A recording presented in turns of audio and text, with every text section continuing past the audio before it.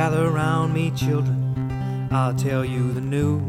Don't worry about the names or dates, you already know it's true.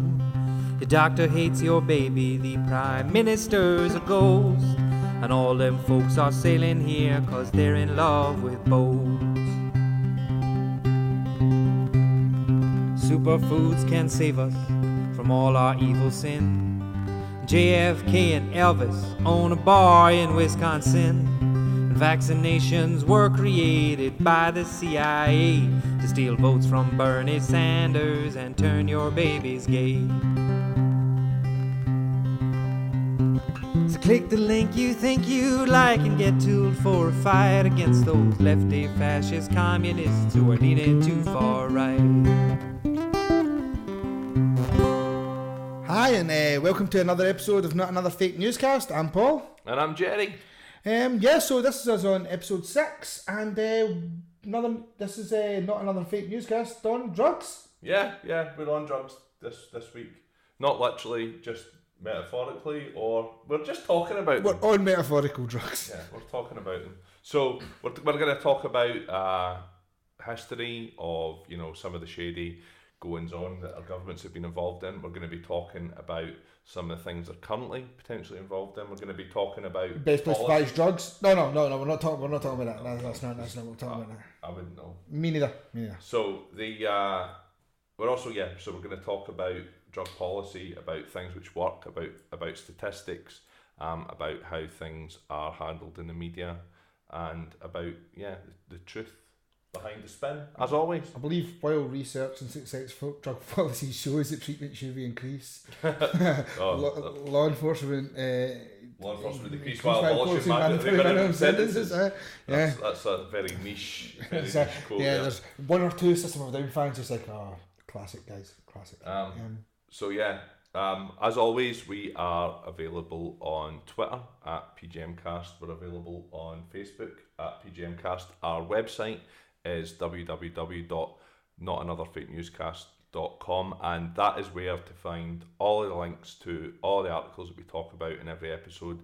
We do not say anything on this show which cannot be backed up by evidence of some sort. So can't say the evidence is always right, so we're clear, but we always make sure that all the evidence that we have used, we always provide our sources. And anyone, because it seems to happen for those who see us on Facebook and Twitter, there seems to be quite regularly people who are just like either haven't looked at our sources or in some cases haven't even listened to the damn podcast and have just decided to comment on something that we've posted and like to tell us that we're wrong without making any effort to look into these things. But anyway, like even for regular listeners, in case you don't know, it's all there, so go and have a look, man. There'll be some stuff that you'll be interested in. There'll probably be some stuff you won't be, but that's life.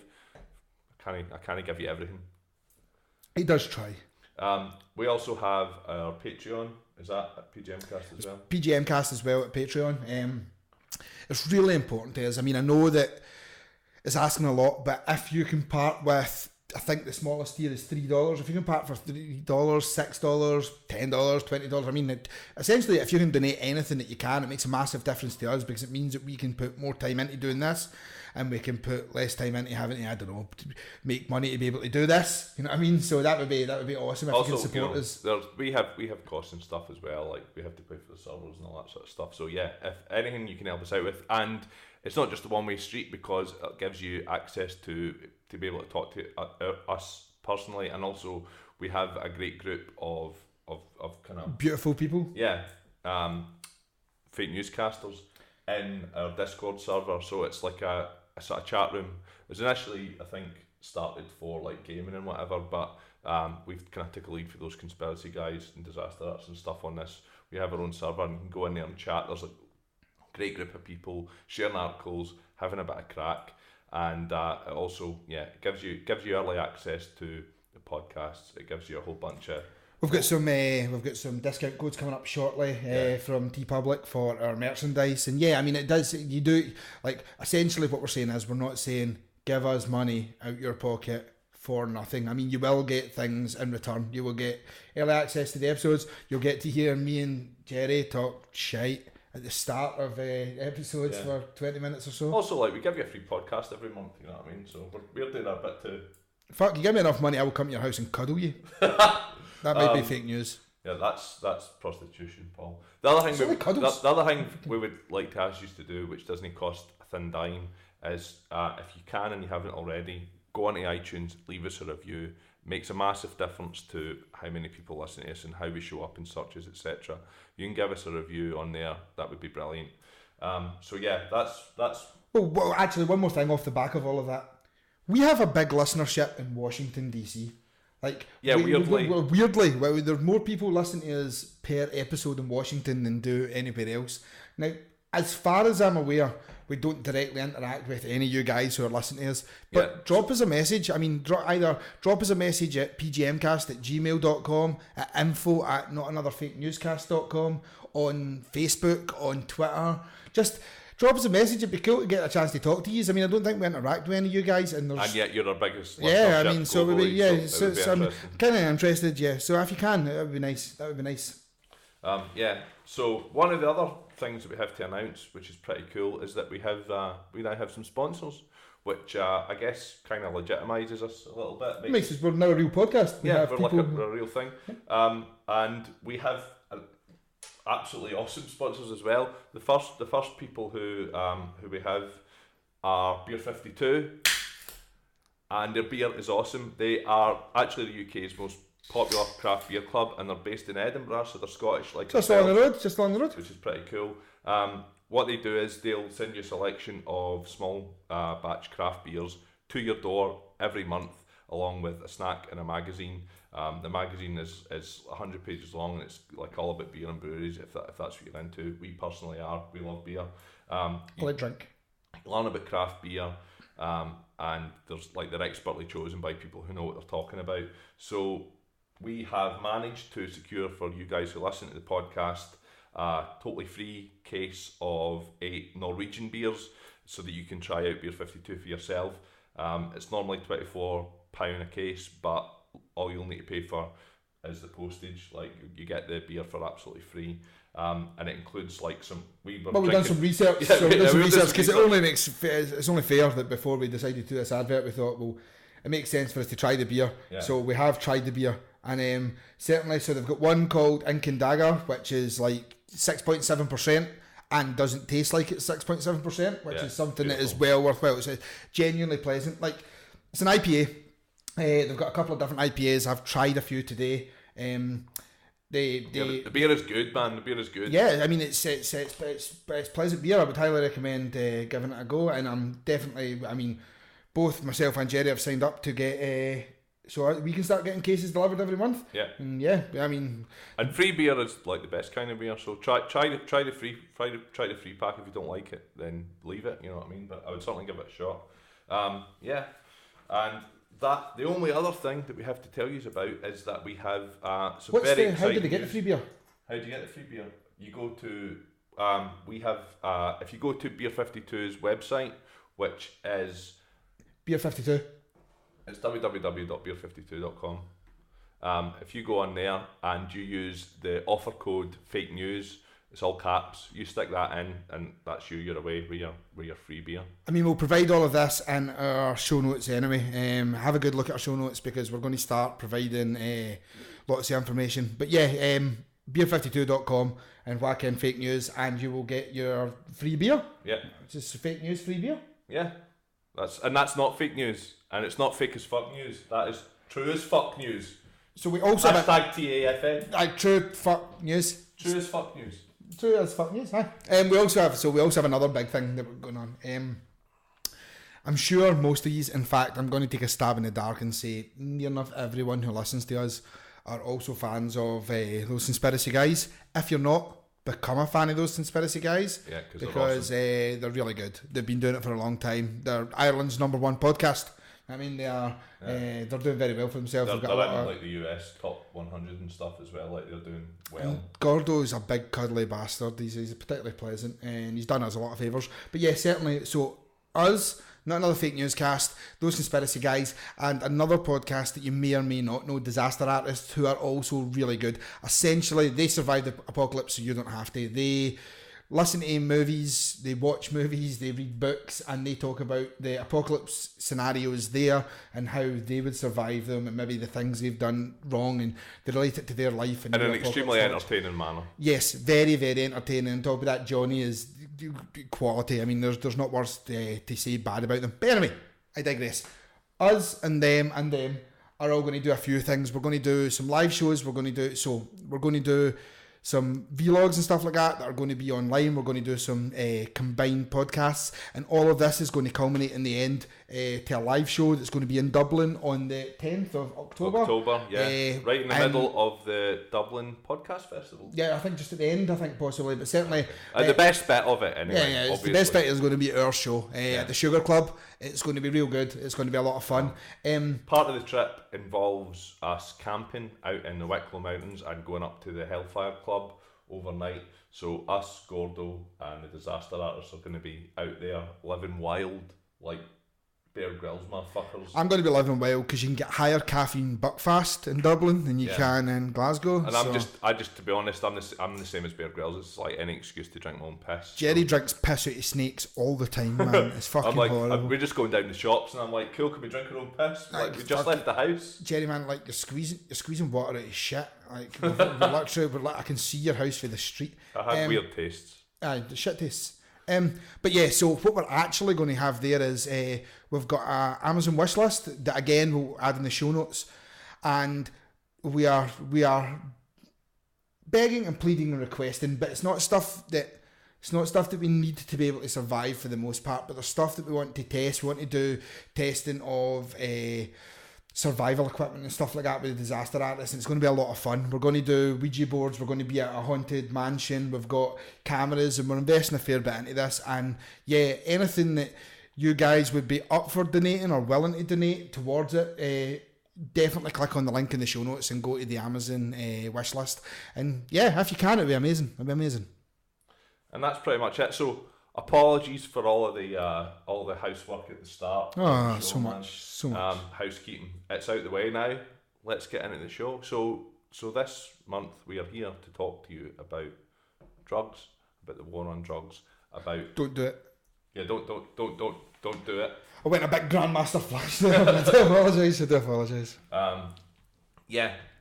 So we found out some super interesting stuff. The first thing that I clocked onto was the Opium Wars. Don't know how much you know about the Opium Wars, Paul. Britain and China back in the day. Back in the day. So essentially what happened was, like, in the early 1800s, we had a massive trading deficit with China, which wasn't benefiting us. So we were.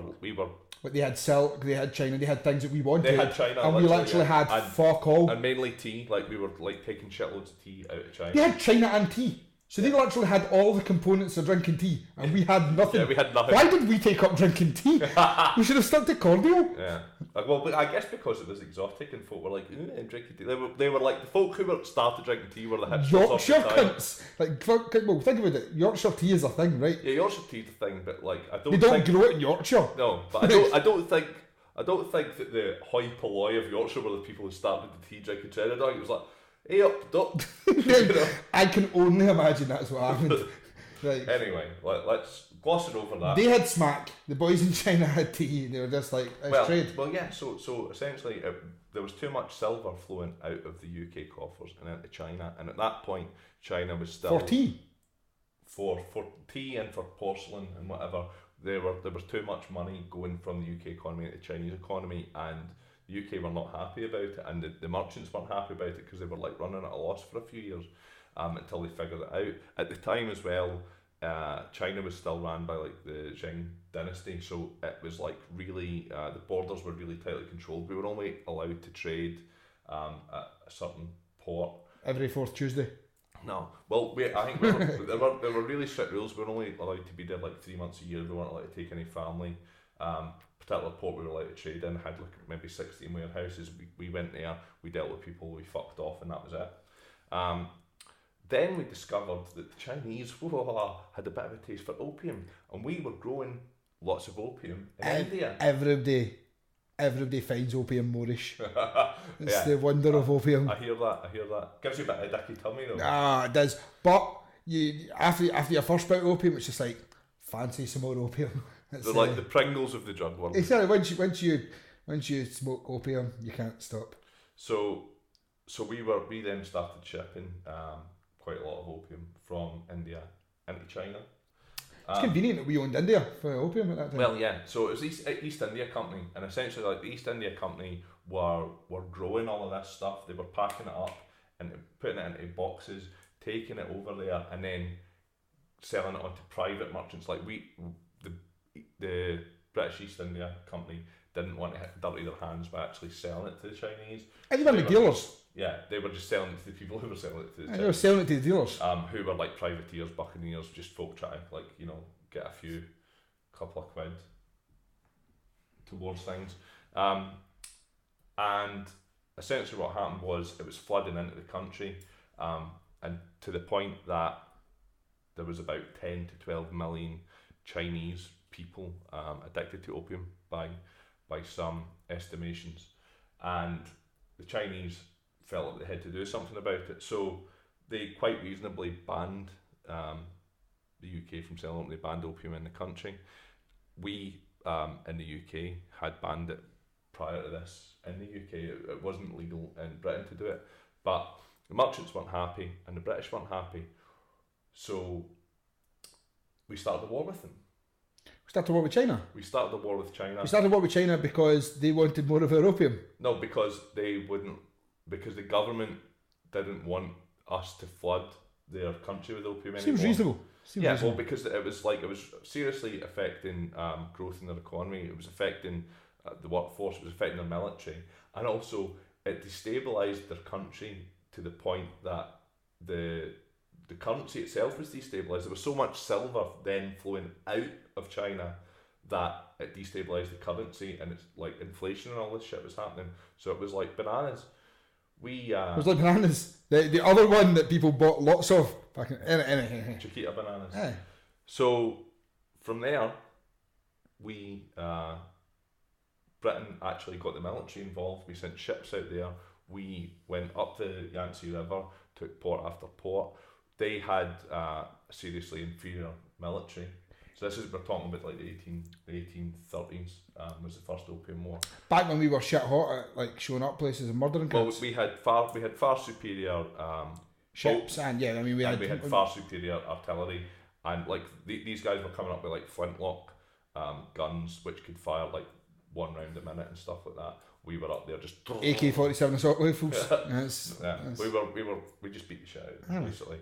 And knocked them into submission until they had to accept all of these ridiculous trade agreements that we put on them. We ended up with 14 ports. We could stay there all the time.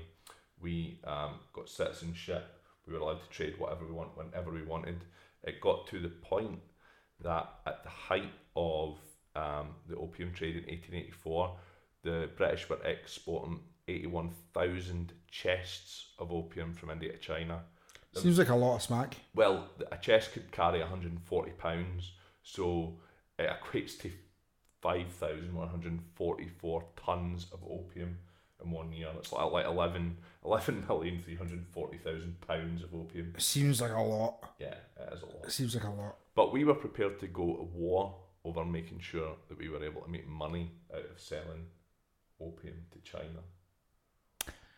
We were willing to go to war over making sure that China was addicted to opium, so they had to spend money with us. Yeah, we like the money. What I'm saying is the way that you dress it is can be perceived in two different ways. Like, we didn't care that they were buying opium off us. We wanted them to be addicted to opium, so they were spending money with us, so we had a stronger trade. As the Chinese emperor pointed out, I think that there was a shit's great, yo. they wrote a letter to to Queen Victoria, to sort of say, look, you know, this shit isn't legal in Britain. Why should it be legal with us? You know, you're taking the piss.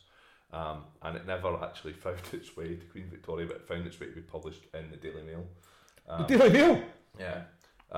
And yeah, they were sort of making the Even point. Back then, the Daily Mail was a fucking pile of gobshite. Well, like, to be fair, it sounds to me like they actually did a positive thing at the time. Like, they weren't going, look at all of these... Jenny McCann supported Daily Mail.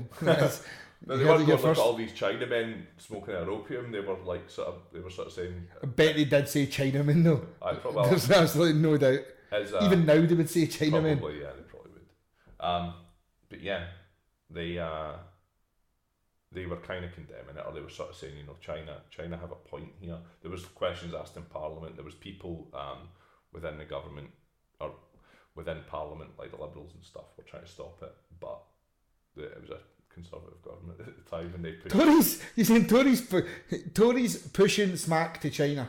Yeah, but yeah, there was 2 opium wars. It was a seriously big deal. I couldn't believe the numbers when I started looking at it. Like 5,144 tons of opium in 1 year is serious. Like, so we're saying then, with that, is there was certainly a precedent throughout history where the British government has been directly involved in growing opium places and then shifting it to... Well, not the British government, the British East India Company, which was... part of the British government eventually. Pretty much. And in charge of India at that time, pretty much, yeah, in its entirety. They had a monopoly on trade in that part of the world for a long time as monopoly on opium is murder. It's one of the hardest games I've ever played. It just takes ages. just like, do you want that? Monopoly takes a long time as it is. Do you want that? Nah, man, have it. Anyway, yeah, so the Opium Wars was the first thing I started looking at, and I didn't know a lot about it. I've now spent quite a few days reading about it. We'll stick all the links and stuff up. There's some great I know we've done some silly things. I know we've done like we parked boats and we burned opium on the decks of ships, just like to get that sweet opium smell out into the streets just so people do. Oh, that smells like tasty opium. See, the thing is as well, the Opium Wars, basically, from the 1850s to the late 1940s, early 1950s, when Mao came in to China, they consider it to be like their disgraced century. Their I can't remember the exact phrase that they used, but it's like their 100 years of pain, basically, where they realised that the West was so far advanced from them, and it's used as a massive piece of propaganda in the Chinese education system now, especially under the communist regime and whatever, socialist regime, to show, you know, that we have to make sure that we are better and more advanced than these people because they will fucking do this again to us. It's part of their country's mentality. Like, I read a bunch of articles from like MIT, from a bunch of Stanford University, sort of looking into how much of an effect this entire period has had on the Chinese psyche, and how it's the main driver behind the way that they run the country now, and the way that they hold the US and the British up as a benchmark as to this is what we need to beat. If they have all of these, if they have the opportunity, they will fuck you over. Yeah, I mean, they will. Well, they think that we will fuck them over given any opportunity, and probably like at some point they're going to come back and bring fuck us up. Yeah. Hopefully I'll be dead by then. Bring psychotic Chinese painting as well, with the bazillion fucking people that live in the country, and the fact that they're slowly but surely building up warships and right good fucking military planes. Yeah. Even though Americans don't like to accept it when you talk about it when you're talking about military strength. Well, they just have strength in numbers more than anything else. I mean, you put troops on the ground, it doesn't really matter how fucking many guns that you've got, because if you've got like enough people that can catch all the fucking bullets, then they can still keep on throwing people at you. It's a dangerous scenario. So, with that being said, we then and that gives you a bit of background. It gives you a bit of background of where to understand that historically like certainly the UK military, and by the way, the US was involved in this opium trade to a lesser extent. And also, we can actually bring this back further to say, like, whether you know it or not, and we'll do an episode on this at some point, but the intricacies involving the American and the founding of America and the East Indian Trading Company and stuff like that are all tied in together. So the people that we're talking about in this entire scenario are all one and the same. The British government and the American government and the American founding fathers and the East Indian Trading Company are all fucking one and the same in the grand scheme of things. There's a lot of tie-ins with all that. So So that's where we are, and that's kind of the precursor to modern international drug involvement. Yeah.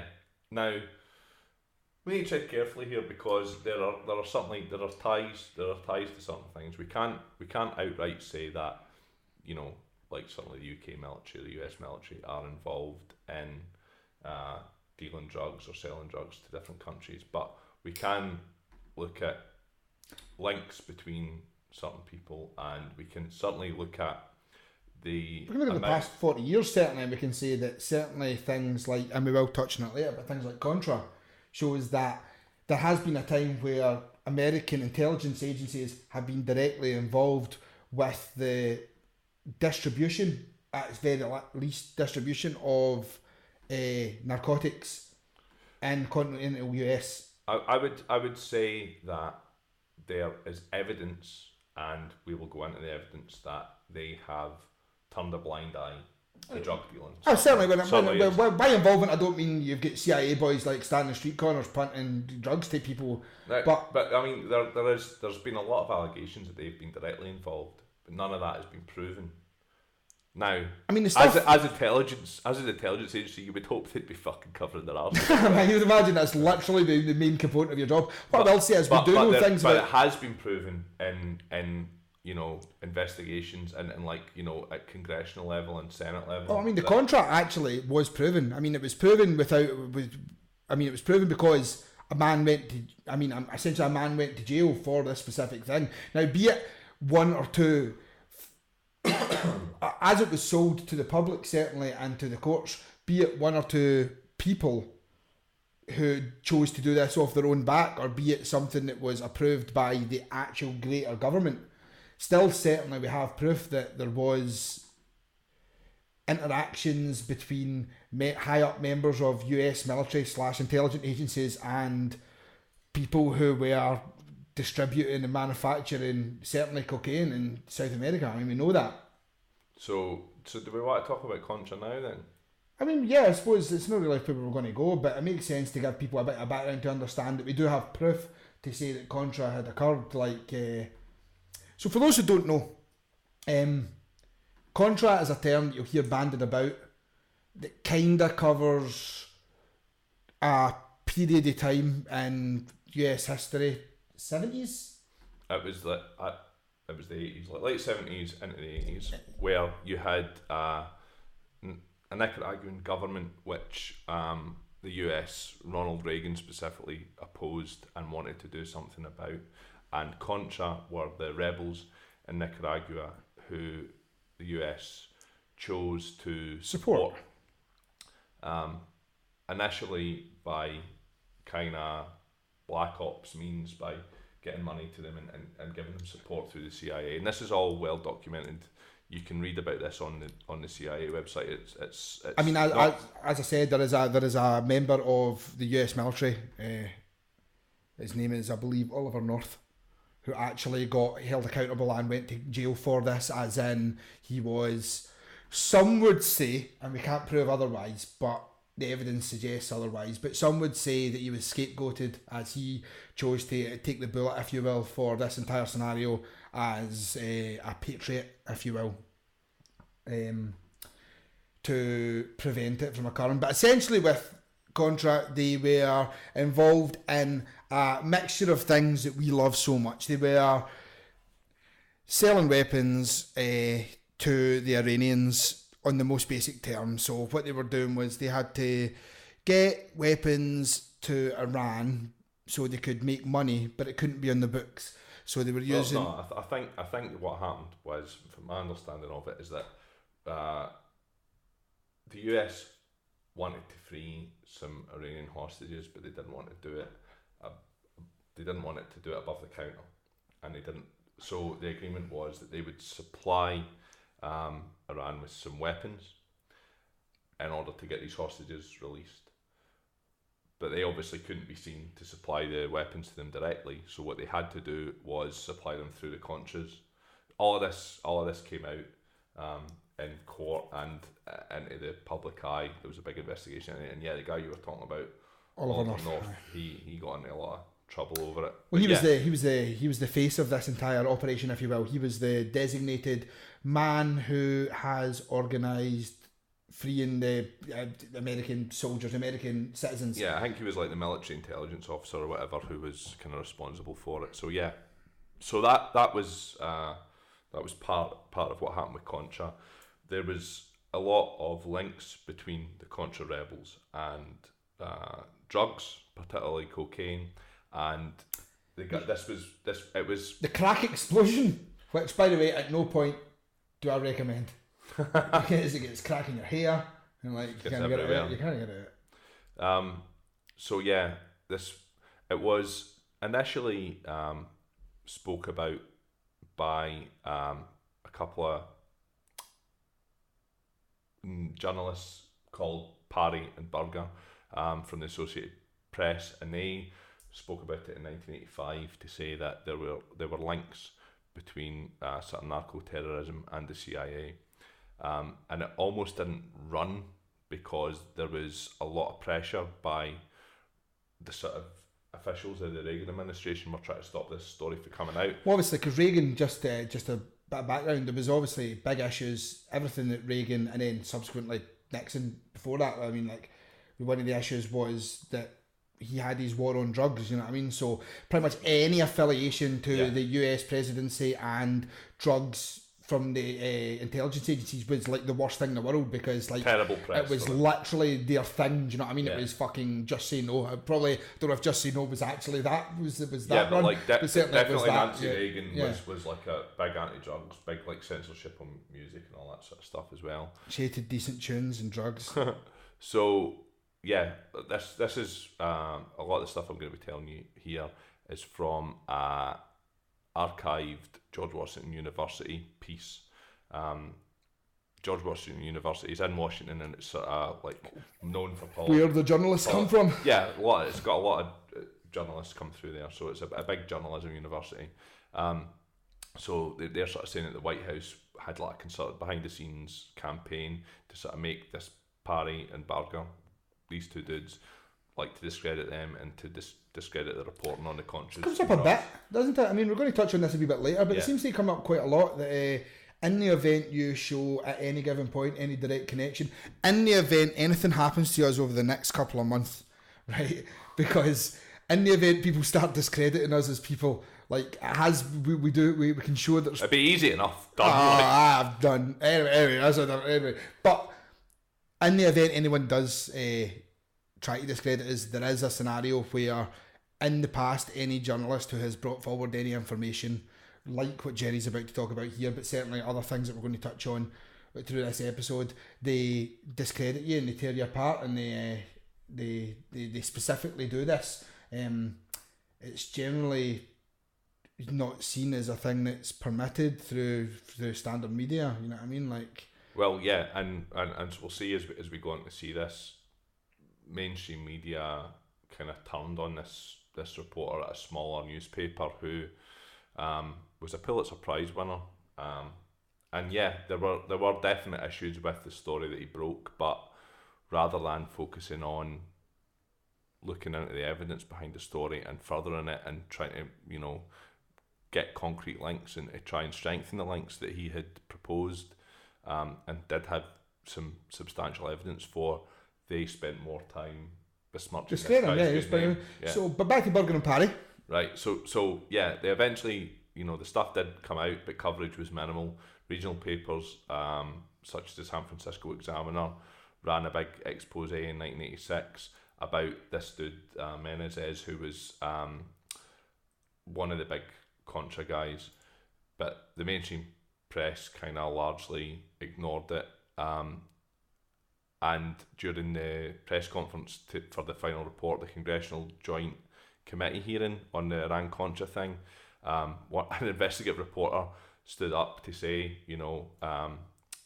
is there any connection between the Contras and drug smuggling? A New York Times correspondent screamed at him, "Why don't you ask a serious question in this press conference?" So that was the sort of attitude, the prevailing attitude of the mainstream. God forbid anyone question this, because questioning it is accepting the fact that there might be something involved, there might be a government involvement. And I mean, like I said, I can't begin to stress, especially at that time, the idea of associating the American government with anything to do with permitting or turning a blind eye to drug smuggling, interaction, cultivation, anything like that was just like the worst. I think even now it would be considered very, very bad press for them, you know. Different though, I mean, because they had a thing, you know what I mean, they had a thing that was their changed, and it was a concerted campaign by them to say, we are clamping down on this, we do not want this in our country, etc.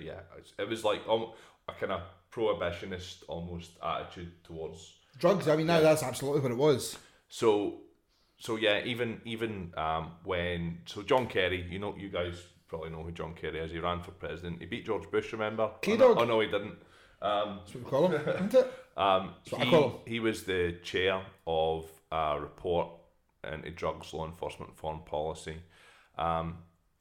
It covered covert operations against Nicaragua, but also Panama, Haiti, Bahamas, other countries involved in the drug trade, and it was the first report to document US knowledge of drug smuggling under the guise of national security. Their conclusion was, in the name of supporting the Contras, officials abandon the responsibility our government has for protecting our citizens for all threats to their security and well-being. But when they released the report, like the New York Times and stuff buried it in the back pages, Washington Post ran a short article on April 20th. So the report was on April 13th. Washington Post did a short article on April 20th. New York Times... A week later? Yeah. New York Times ran a short piece. Los Angeles Times ran a 589-word story. But 7 years later, when the Mercury News piece, which was the Dark Alliance piece, this is what made this very famous. So this came out in 1996, I believe, and it was a guy, Gary Webb, who had previously won the Pulitzer Prize at Mercury News as part of an expose on something else.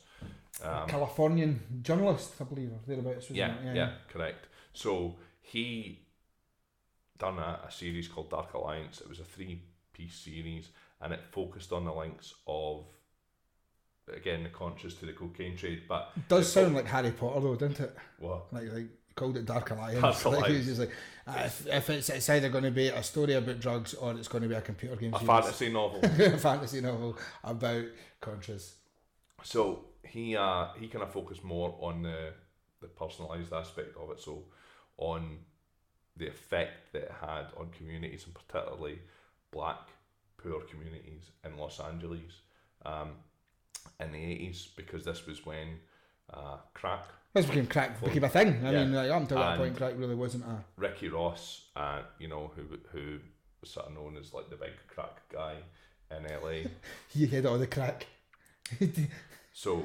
Not that good Irish crack though, like not like the crack with an A and an I. Like he had that horrible smoky amphetamine crack. The worst kind. The kind. But I hear what you're saying.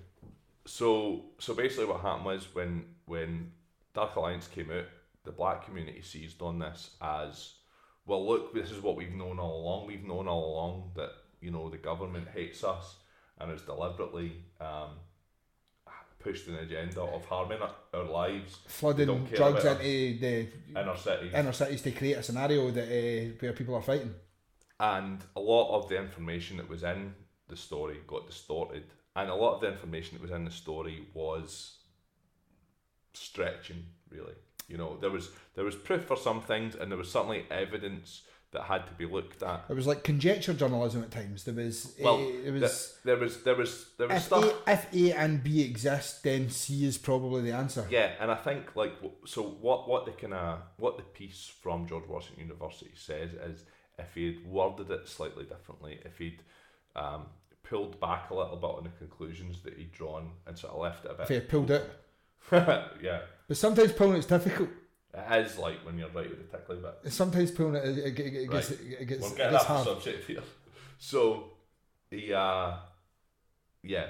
sort of said if he'd left it a little bit more open-ended, or if he hadn't drawn his hard conclusions, then it would have been a lot more difficult for the Washington Post, New York Times, and LA Times to later come in. Because essentially, because he dealt in definitives, it then meant that they could say, you said this and this is wrong, as opposed to you worked up information to get to here, and we can't discredit that information because the information is correct. I mean, the problem was he drew conclusions from the information he had, and all they had to do was attack the conclusions rather than attack the journalism that backed up the conclusions. Yeah, and the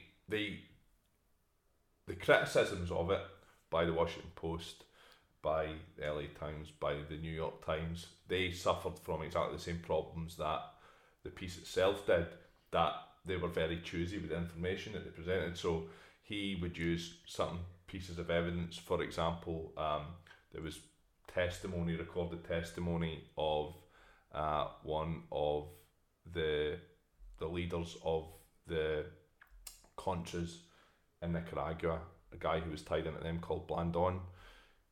He had recorded testimony. No, I'm watching getting a Blandon. He had recorded testimony, like wiretapped audio, and when Gary Webb reported it, he only used parts of it to use broad brushstrokes to demonstrate his story.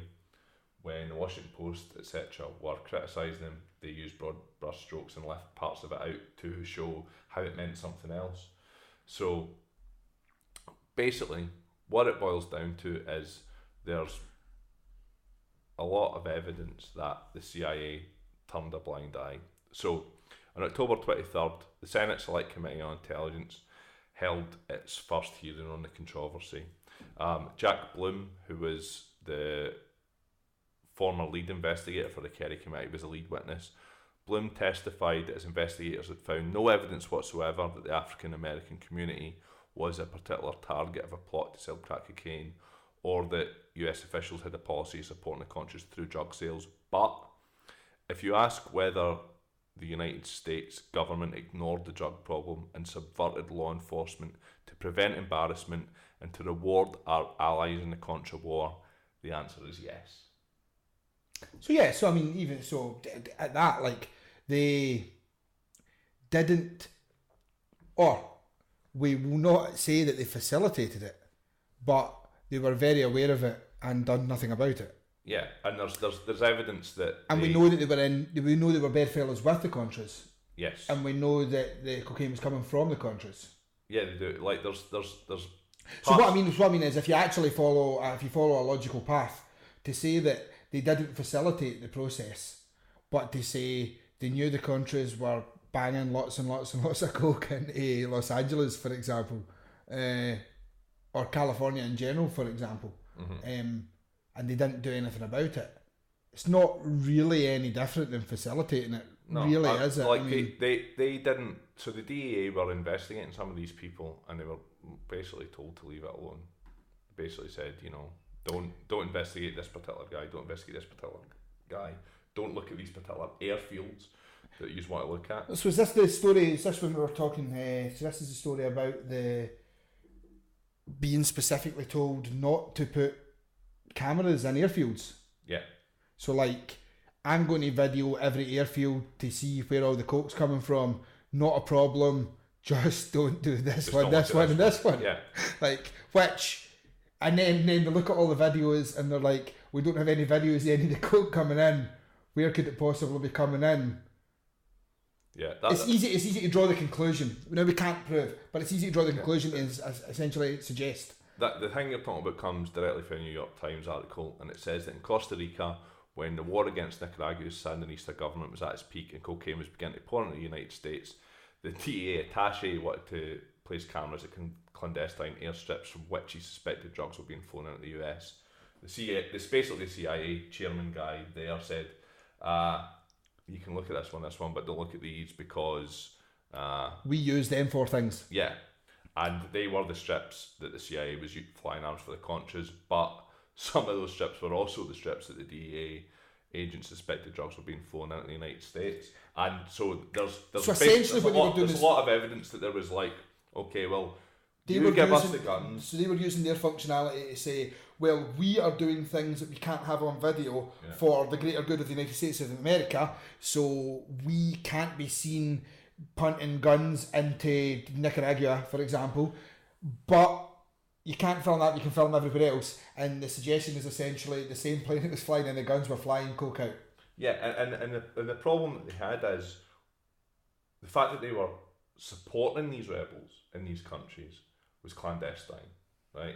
It was under the radar, it wasn't in the public eye, and if it was in the public eye in Nicaragua, etc., it would cause massive civil unrest. It probably caused massive civil unrest in the US as well.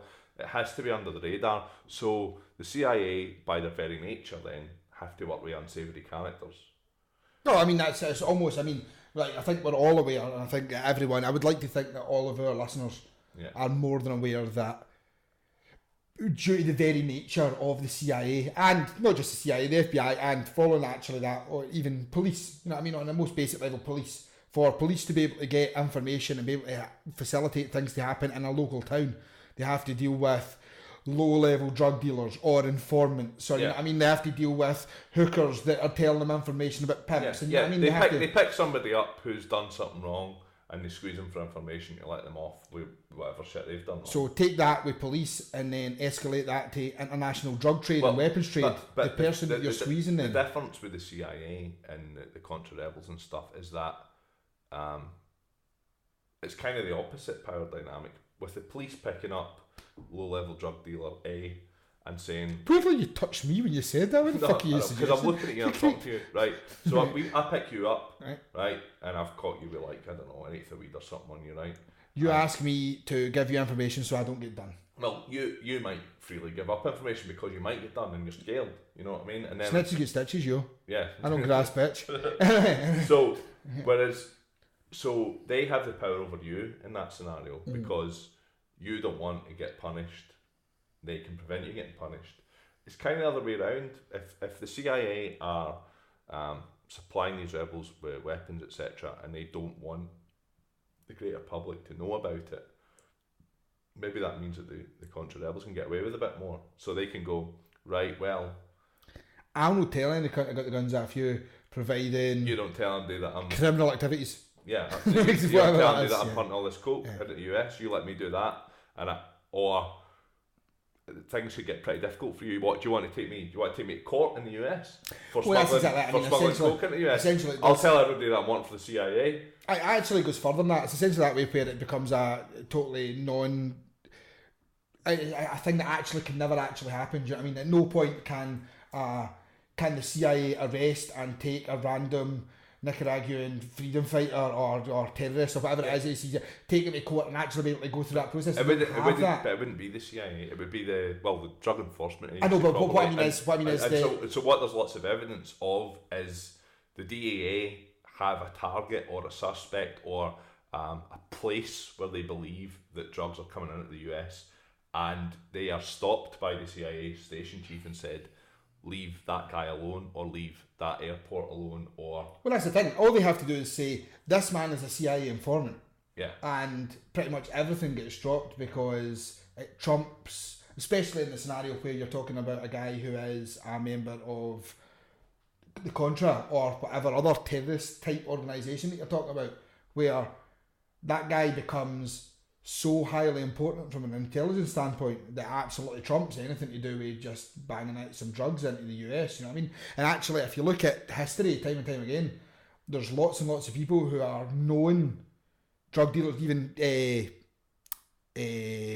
what I'm looking for, like kind of homeland, like internal US drug dealers who are really high up and they all know they're drug dealers, but they can't do anything about them because the intelligence they're feeding to the CIA or the FBI or something similar to that. You know what I mean? Like, if you look at the history of, say, mafia, there's mafia kind of crime lords at the top who were informants for the FBI and stuff, and then they because they were still always mafia crime lords, everyone knew they were out mafia-ing. I don't know the right term, killing cunts and that. Racking.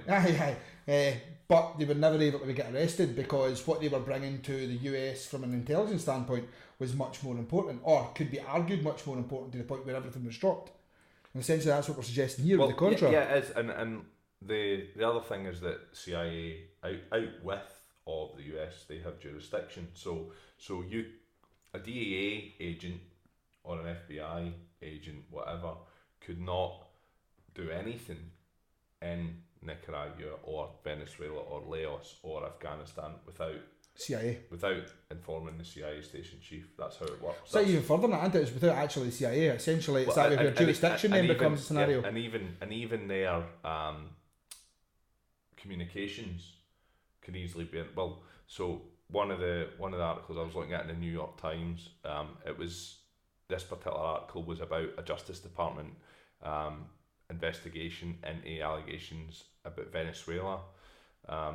Basically, officers a Venezuelan anti-drug unit funded by the CIA smuggled 2,000 pounds of cocaine into the US with the knowledge of CIA officials. So they were basically saying that to protect its assets abroad, the CIA has always ensured that the DEA's concerns outside the country were subordinated to its own. Until recently, no DEA country attaché overseas was allowed to initiate an investigation into a suspected drug trafficker or attempt to recruit an informant without clearance from the local CIA station chief. So that's exactly what I was just saying there. Mm-hmm. They need to get permission from them. But further to that, they are required to employ the standard State Department cipher, and all of their transmissions are made available at the CIA station chief. So they can't even have... They can't grass a guy in. Well, they can't have any conversations between themselves, internal DEA conversation. Without CIA knowing? Yes. So they're always going to be able to go, well, they're looking at that guy, I'll warn him, or they're looking at that guy. And again, And the thing is, you'll actually always get... Allegedly. Yeah. The thing is, the other thing you'll always get is the greater good argument, which is, if a guy brings £200,000 worth of coke into the US, mm-hmm. but provides information that stops human trafficking of 1 million people, then... Or is involved in overthrowing a government in Nicaragua, which is... As an ally of the US.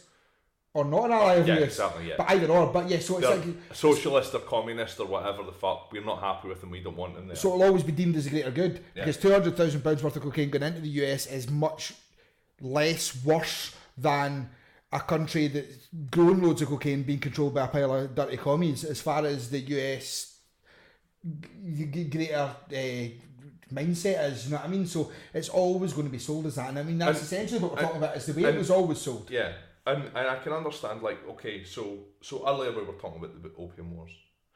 Really, the UK and UK citizens did not stand to in any way be harmed by that.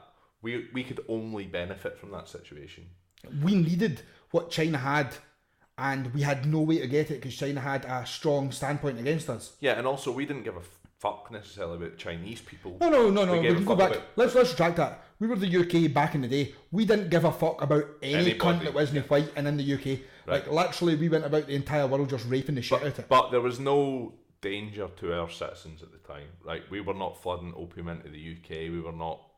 Well, you didn't even have, travel and drones and bombs and missiles. You didn't have a thing. Like, if you went to war with China, the war with China would only have ever existed, and like they were never coming up the channel. Do you know what I mean? In a pile of warboats. And I'm not suggesting for a minute that, like, I think that a British life is worth any more than a Chinese life, but you can justify it in terms of the greater good argument by saying, well, okay, there's lots of people that did it to opium, and that's, maybe a wee bit dirty and nasty, but it's not our people. In the example of the US here, with the Contra and all the accusations that they were willing to let US citizens be addicted to crack to better their political or geopolitical standpoint. Geopolitical standpoint, yeah, for sure. And we know that, and we can prove that. I mean, that's not conjecture, that's information that we have, because this all happened 30 years ago or 40 years ago, and it's all came out. The Kerry report specifically says that there is a lot of evidence that the CIA turned a blind eye to drug trafficking from Nicaragua into the US. So so did I for a long time. They're not saying that they were directly involved in it, but they're saying they turned a blind eye to it. They were in some way complicit in it. They allowed it to happen. They turned their back and said, crack on, do what you want. That's even the CIA website goes through the Kerry report and sort of says what happened, what didn't happen. They make a point, obviously, of saying, well, you know, it's proven that, or it's not been proven that any CIA officer or representative had any direct involvement in this. But in 6 cases, CIA knowledge of accusations or information indicating that organisations or individuals who've been involved in drug trafficking did not deter their use or employment by the CIA. So the CIA were quite happy to say, okay, well, they're trafficking drugs into the US, we're going to keep using them. And that's documented. We've got that. That's not conjecture. Yeah.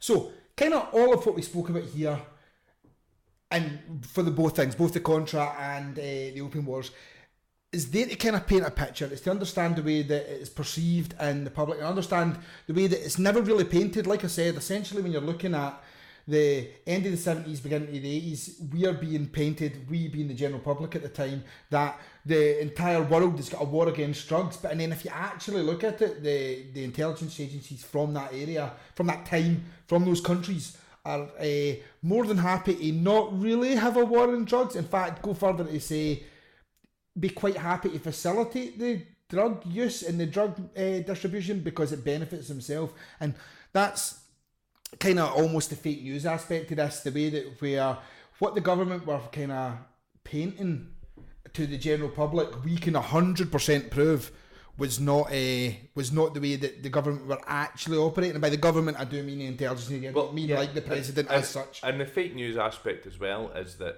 you know, I would need to go into it a bit further, but the LA Times directly attacked Gary Webb. One of the Times reporters characterised himself as being assigned to the Get Gary Webb team. Another was heard to say, we're going to take away that guy's Pulitzer. They were after him. That was Gary Webb. He died, didn't he? He committed suicide after all this because he was so discredited. 2 bullets in the back of the head, suicide? I don't know exactly. Suicide in a park, attacked by a bear, attacked by an angry bear with a gun. But he was basically, his integrity as a journalist was attacked so much that he found it difficult to get work and stuff. He spiraled into depression, etc., etc. Even though when we investigate it now and we investigate all the information available, as we can see that what he was actually bringing forward was in fact true. To an extent. Yes. Not maybe not everything that he surmised from the information, but the information he was bringing forward was true. Yeah, and like I'll put the piece up from George Washington University because it's very even-handed.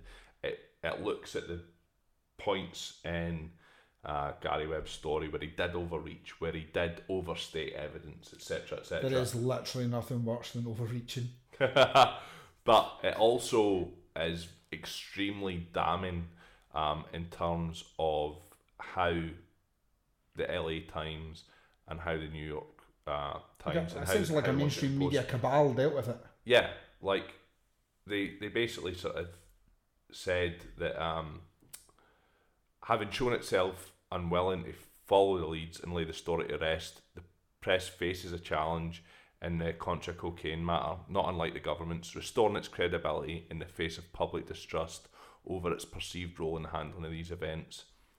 A principal responsibility of the press is to protect the people from government excesses. The Post and others showed more energy for protecting the CIA from someone else's journalistic excesses. The mainstream press shirked its larger duty, thus it bears the larger burden. That's the conclusion of this piece. Very nice. So that actually now brings us to something that's possibly more in the general mindset of the people, essentially something that's more relevant, something that's more recent, and something that we can relate to what we've just learned, and we can look at the information we've got available to us. Yeah. So on that note, it gives us a chance to look at Afghanistan. So as you're probably aware, and literally no one who is listening to this, I'm trying to think of where people listen to us when we see a map, but I'm relatively confident there is no one in our entire map that we look at that listens to this who doesn't know that as the Western Allies found themselves in Afghanistan by like the end of 2001, start of 2002-ish. I think we went in October or November. Yeah. But certainly by the start of 2002, we had lots of troops on the ground. Yeah. So if we look at Afghanistan, some facts about Afghanistan before we go any further. Essentially, all the heroin on Earth comes from Afghanistan. It's about 90%. Yeah. Now I know that. Yeah, exactly. It's 90%. So pretty much pretty large for like, you know, a country that probably accounts for like less than 1% of the fucking world's geographical mass. You know what I mean? Now, Afghanistan has always grown a lot of heroin, but what rarely gets mentioned, like back in like prehistoric times and that. Well, dinosaurs, Pangea, smack during like when Pangea, when it was just one big supercontinent. Afghanistan was where that's what killed off the dinosaurs. Smack from Afghanistan. I would love to see a version of the film Trainspotting. So like Triceratopses, yeah, like belts and that. Yeah, where all of the Brachiosaurus crawling on the roof. Yeah, where all the protagonists are played by dinosaurs. But only Triceratopses. Only Triceratopses? Nah. It was all white guys. Everybody knows a white guy's a Triceratops. Begbie's going to be like a T-Rex or some shit though. Or about a Velociraptor, like a wee angry turkey. A wee nippy bastard. Turkey with blades in his horns. Anyway, that kind of got weird. So yeah. So a little known fact. Something. A little known fact isn't actually fair. It's actually quite well known, but it's very rarely focused on by the media. Is in 2000, which, if you recall, and so we're clear, we are not a conspiracy website. We are not a conspiracy podcast. We're not a conspiracy anything. And like I said, my boys over at TCG, go and talk to them about this stuff if you want.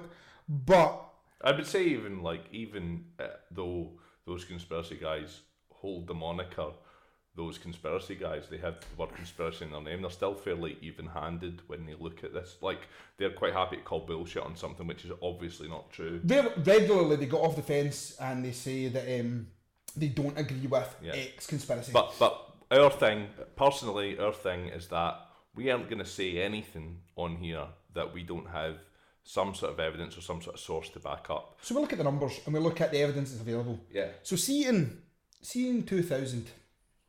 In the year 2000, the Taliban, who were in charge of Afghanistan at the time, be it legally or not legally, but they were in charge of Afghanistan at the time. They were in charge of it, yeah. But, you know, they were maybe a little heavy-handed.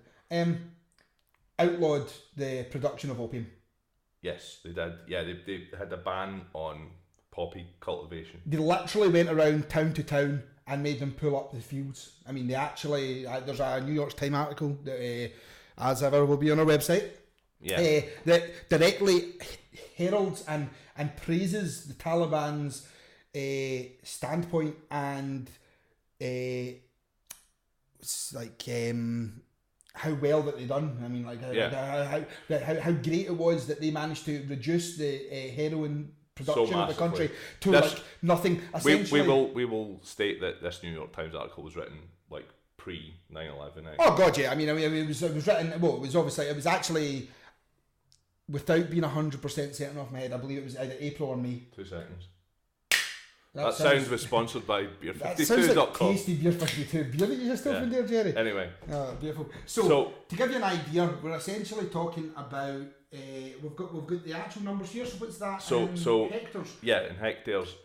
In 2000, when there was no ban, there were 82,000 hectares worth of poppies cultivated in and the following year 8,000 hectares. So that's 10%. Massive, yeah. Like, I mean, to give you an idea, the preceding sort of 3 years. Well, we're probably going to get to that. Or the preceding, right? Yeah, it'd been like 58,000, 64,000, 91,000, 82,000, 8,000, because the Taliban put in a blanket ban. Now, the Taliban actually state that it was un-Muslim. Essentially, it's un-Islamic for them to be growing the drug. Yeah. And this information that we're giving you, all the stats in terms of opium production in Afghanistan are coming from the UN Opium Survey, which is available on www.unodc.org. It's also available on links at www.notanotherfakenewscast.com. Yeah, I prefer you go there, to be honest. Because, we get then hits that way. But yeah, but to understand, I mean, like, the reduction was so vast. Yeah. So to give you a little bit of background before we touch on other things, heroin essentially in the 90s to the early 2000s was growing in the kind of Burma, Laos, Thailand area. And we'll touch on that in a wee bit, I think. The Golden Triangle, as they called it, which is not where all the strippers are in Edinburgh, which is also called the Golden Triangle. Pubic Triangle, actually. And there's not as much heroin. No. Or pubes. Weirdly. But yeah, so... But to understand, that's where it did all come from, the 90s. And the countries understandably cracked down on it. So the heroin production around the world was coming from one or two smaller locations, Mexico and Afghanistan, the likes. Just weird question. Was there any evidence that the US were in, like Laos and stuff? There's in that? All the evidence in the US. Right, okay. So weirdly, if you actually look at the numbers, we'll go back to Afghanistan in a minute. So if we look at the numbers, Burma and Laos, both of them. Now, I didn't look into Thailand for various reasons. It's very difficult to get information, like, because of the way that the religion kind of takes hold of the country in Thailand and stuff as well, and because of the way that they now view drugs, and because of kind of the way they don't kind of like releasing loads of information saying, I'm a putting her as a smack. Like, it's not really what Thailand try and death penalty for... Well, yeah, and they generally try not to portray how bad it is in the country. Yeah. I mean, so it's difficult to get numbers. But certainly what we do know is that in both Burma and Laos, in the 90s, the US didn't... Myanmar. Yeah. So we're clear, Burma's not called Burma anymore, and it makes it really difficult when you're reading up information because you've literally just fucking discovered a country that you didn't know existed, and it's like, oh, it's Burma. I knew Burma was a thing. I know, but I think that's because we called it Burma. It's not really up to us. I mean, not like me and you. Mind that time me and you were naming the countries, Jerry. No, I was a late night. But yeah, so essentially, if you see in the 90s, there was no interaction in the country from a political level from the US. So essentially they didn't have like an embassy, they didn't have representatives in the country. But certainly Burma is a good example of a country which was in political turmoil and have absolutely said that the CIA were directly involved in the political turmoil that was occurring in the country. Conveniently, at the same time, that's when the country was producing a whole metric fuck ton of heroin. Are those two things directly related? If you look at the information that we have about... no evidence to prove. No, but if you look at what we know about what we spoke about earlier there, about Contras and stuff like that, it does seem very convenient. So, and then, moving away from that at the moment and going back to Afghanistan, in 2001, there was literally no heroin in Afghanistan. You know what I mean? 8 hectares. Essentially, it was like somebody's back garden's worth of heroin. Yeah, and if you go to the historical reports, so you can get reports by year from the UN, the opium surveys in Afghanistan, and the conclusion of the 2001 report was that the Taliban's ban had been effective. The amount of poppy observed in all villages surveyed was 27 hectares. The preliminary estimate was that there would be a reduction of 70,000 hectares in total poppy area for Afghanistan.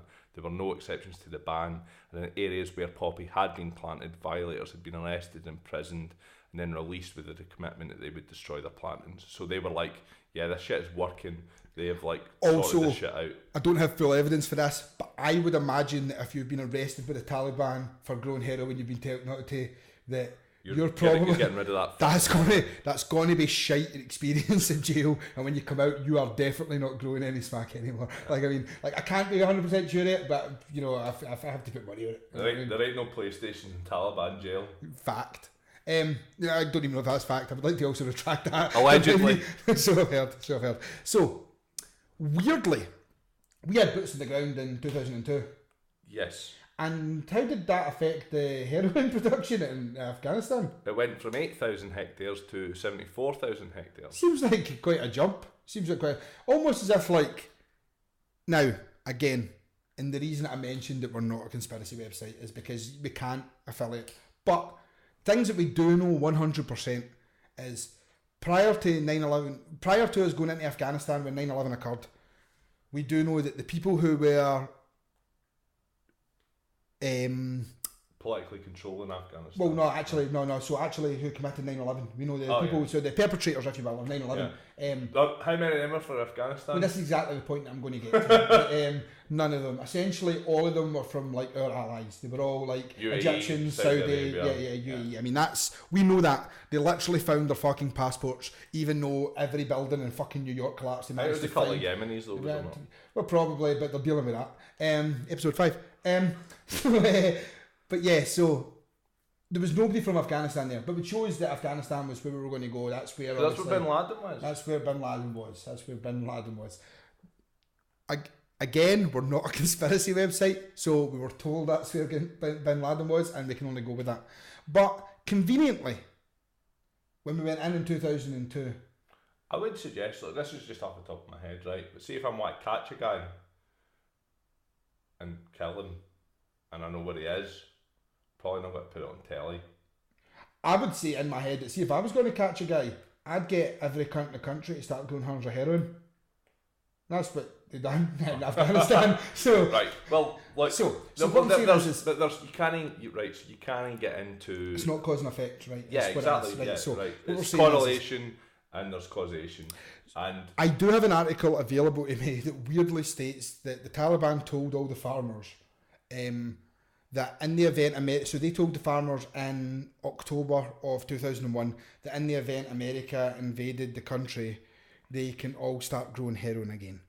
That may or may not be true. It did obviously come from Western media. The article will be provided. It does seem... You could argue 2 points, the way I kind of perceive it. When I was reading through it, I was having real problems. I was having almost like a dilemma in my head of where this scenario would come from, because you've got two choices. We've already established that the leader of the Taliban had said that it's un-Islamic to be growing heroin. Mm-hmm. For numerous reasons. They're making profit off of something, not doing all the other stuff, and it's drugs and stuff like this. I don't think it's massively Islamic to like. Well, it's all about interpretation, though, isn't it? Exactly. So we know that was their doctrine, if you will, for that mindset. For that day, for that Wednesday. There is also an argument to say that see if you knew your country was going to be an invaded country, that telling everybody in your country, fuck it, grow all the drugs that you want and fucking punt them out and get them out there and fucking trash the world. But like I can see a mentality for that makes that okay. Hold on a minute, right? It's a bit fucking ass backwards when you think about it, right? It doesn't actually make an awful lot of logical sense for that quote that's been attributed to that Taliban guy to be true, because if you have just cut the poppy cultivation from 82,000 hectares to 8,000 hectares, presumably a lot of people are losing a lot of coin over that, but you're like fucking hitting them with a fucking backhand and saying, nah, this shit ain't happening no more. Fine. People are presumably not going to be all that happy about it because they're losing coin out of their pocket. Yeah, now, if you then turn round to them and say, oh, if the Americans come in and take over here, you can start growing it again, you're giving them an incentive to get behind Americans. Behind your enemy. So I mean, then all comes down to the numbers that we're never going to really know. For example, if you were a farmer and you were making 10,000 quid, I'm literally just throwing numbers at you for us to be able to do easy sums and stuff like that, you know what I mean? But say in a month you make 10,000 quid off your heroin, and then suddenly you're making nothing because you're not allowed to. And then say, if Americans show up here, you can make 10,000 quid again. I'd be like, oh boy, I look forward to oh, say, can you see? Yeah, exactly. You know, like, yeah, McDonald's, yeah. You know what I mean? Like the Taliban are over there. Like, you know what I mean? Like, kill the fuck at them. So that's what logic would state. You know what I mean? That's kind of where it becomes a dilemma. Where like the if that was the case, surely it is within everyone in Afghanistan who wants to make money off of heroin's best interests to get the Taliban to come get the Yanks in. Now, if you then look at the numbers though, the problem gets worse, because essentially, for the most part, the longer that we were in Afghanistan, the more opium. Much more. Much more. I mean, essentially, from the point that we entered Afghanistan, there was never a point where there was less opium getting produced than before we had entered Afghanistan. Not even close to it, right? So, Again, I gave you the numbers before, but 1994, 71,000, 95, 54,000, 96, 57, then 58. 2 seconds. Beer 52. Then 1999, it was 91,000, 2000, 82,000. Dips after the ban to 8,000. Now, it's variously been in the last 16 years. 74,000, 80,000, 131,000, 165, 193, then dips down to 123,000 at its lowest. The last year that there are stats for, it was 201,000 hectares, and there has been years of 209,000, of 224,000.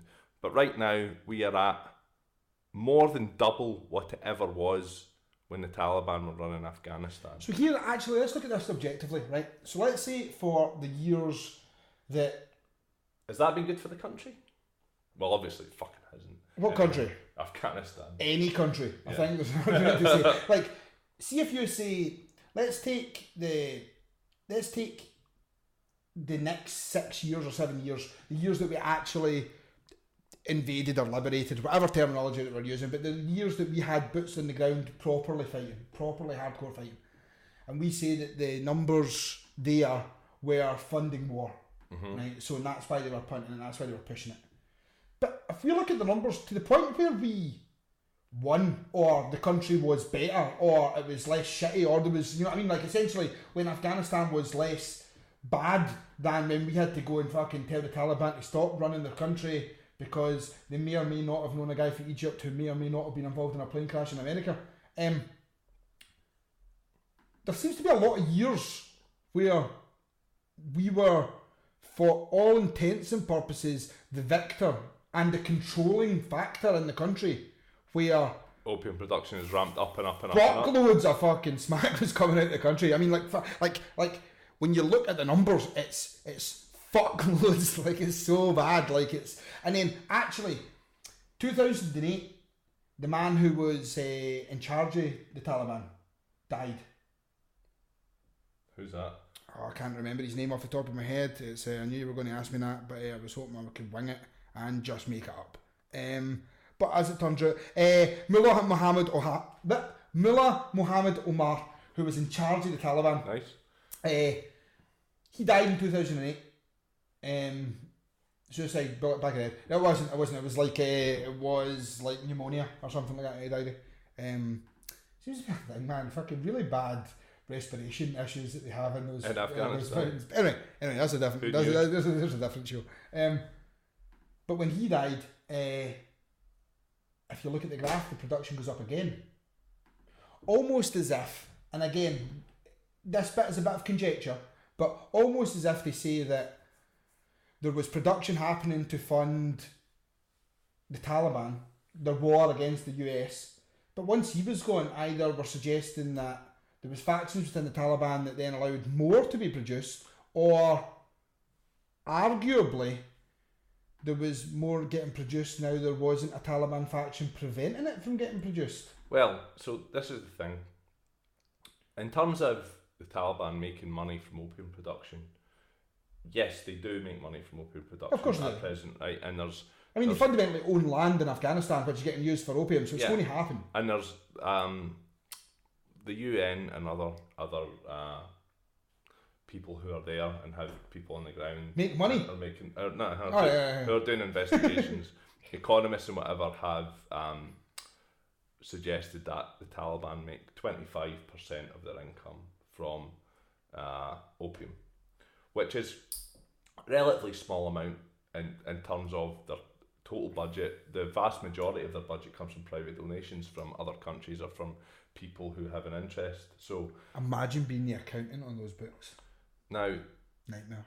In terms of the opium trade in Afghanistan, there are a few people who have been heavily linked to it in positions of power, and one of them was Ahmed Wali Karzai. Ahmed Wali Karzai? What, you mean like the brother of the guy in charge of Afghanistan? The brother of the president, correct. I knew that. So there's articles in the New York Times, in the Guardian, in the Independent, and Al Jazeera linking him to both the CIA and to opium production in Afghanistan. So we're saying the mainstream media Yes. has directly linked this man to the heroin production in Afghanistan, or opium production in Afghanistan, and also involvement with the CIA. Yes. Like there was an article in the New York Times in 2009 by Dexter Filkins, Mark Mazzetti and James Risen, which states that Ahmed Wali Karzai, the brother of the Afghan president and a suspected player in the country's booming... Suspected player? You're not getting Player! Yeah, shagging bitches! In the country's booming illegal opium trade, gets regular payments from the CIA and has for much of the past 8 years, according to current and former American officials. They're saying that they're paying him for lots of services, that he runs a private army, that the CIA have actually stayed. At his house? Yeah. For a weekend? Well, on it? Sesh? Sunday sesh? now, Kebabs in it? there's a quote in this article from in 2009 from the senior American military intelligence official. See before you say the quote, What? were the CIA actually really staying at his house? That's awesome. Yeah, I'll find. I love the fact that I love the idea that he's just this. I'll find the actual quote. You But can like, sleep on the couch. I'll find the quote. But he's like, I've had no involvement with the CIA. And then someone said to him, "What about when they stayed at their house?" And he was like, well, "Yeah, I let them stay at my house, but We all let the CIA stay at our house. But I'm not working for them or that. I'm just, I was just Mates. doing them a solid. We'll just do it with sesh. Mate's a mate. Sunday. It was a late night. Yeah, We'd all come fucking back. on it. Right, so hold the bus though, Paul. So you know how like there's always seems to be little connections between all the stuff that we speak about, and here's a big one, a way to slap you in the face. Tell me it was Robert Mercer. It was the Robert Mercer, but you will be familiar, I presume, with the guy who was in 2009 the senior American military intelligence official in Afghanistan. It's a dude called Major General Michael T. Flynn. Have you heard of this guy? Michael T. Flynn is what we now collectively call a friend of Trump. Yeah, I think we collectively call him a friend of Putin. He's the guy who was the head of the National Security Agency. I think so. You're aware. For A friend of Trump and a friend of Putin are very, very, very close. Very close. Very Allegedly. Libel. Drink. So yeah, Michael Flynn was the senior American intelligence official in Afghanistan at the time, which I find quite ties a nice bow and everything. That's so the man who got the job and then was just like kind of this job because I might have been putting heroin from Afghanistan for the last 10 years. Although in fairness to the boy, he comes out quite well at this. Remember the guy. I think he was kicking on that boy's couch. Well, wait and hear what he says. Right, so bear in mind. I wasn't on his couch. Bear in mind. Well, he's not CIA. He's military intelligence. Bear in mind that Obama was the president at the time, and your dude's obviously a Republican, Flynn. But in response to the fact that we were working so closely with Karzai, he said, if we are going to conduct a population-centric strategy in Afghanistan and we are perceived as backing thugs, then we're just undermining ourselves. He was basically against the US and the UK working with Karzai. So we're saying he's a good guy. We're saying Flynn. No, I wouldn't say that. I'd say that he was probably it was a bit not of political, a bad guy. a bit of political posturing probably at the time as well. Probably got him. I don't know. Imagine saying something like that. Maybe find you in a position where you were like getting a decent position off Trump when you found out you were mates with Putin when you're like involved with the military later on. And in terms of some of the other stuff that's been said about Karzai, so after he was killed, he was gunned down in his home in Kandahar, and there was a lot of conjecture as to why that happened, whether it was to do with drugs, whether it was to do with... This is the brother?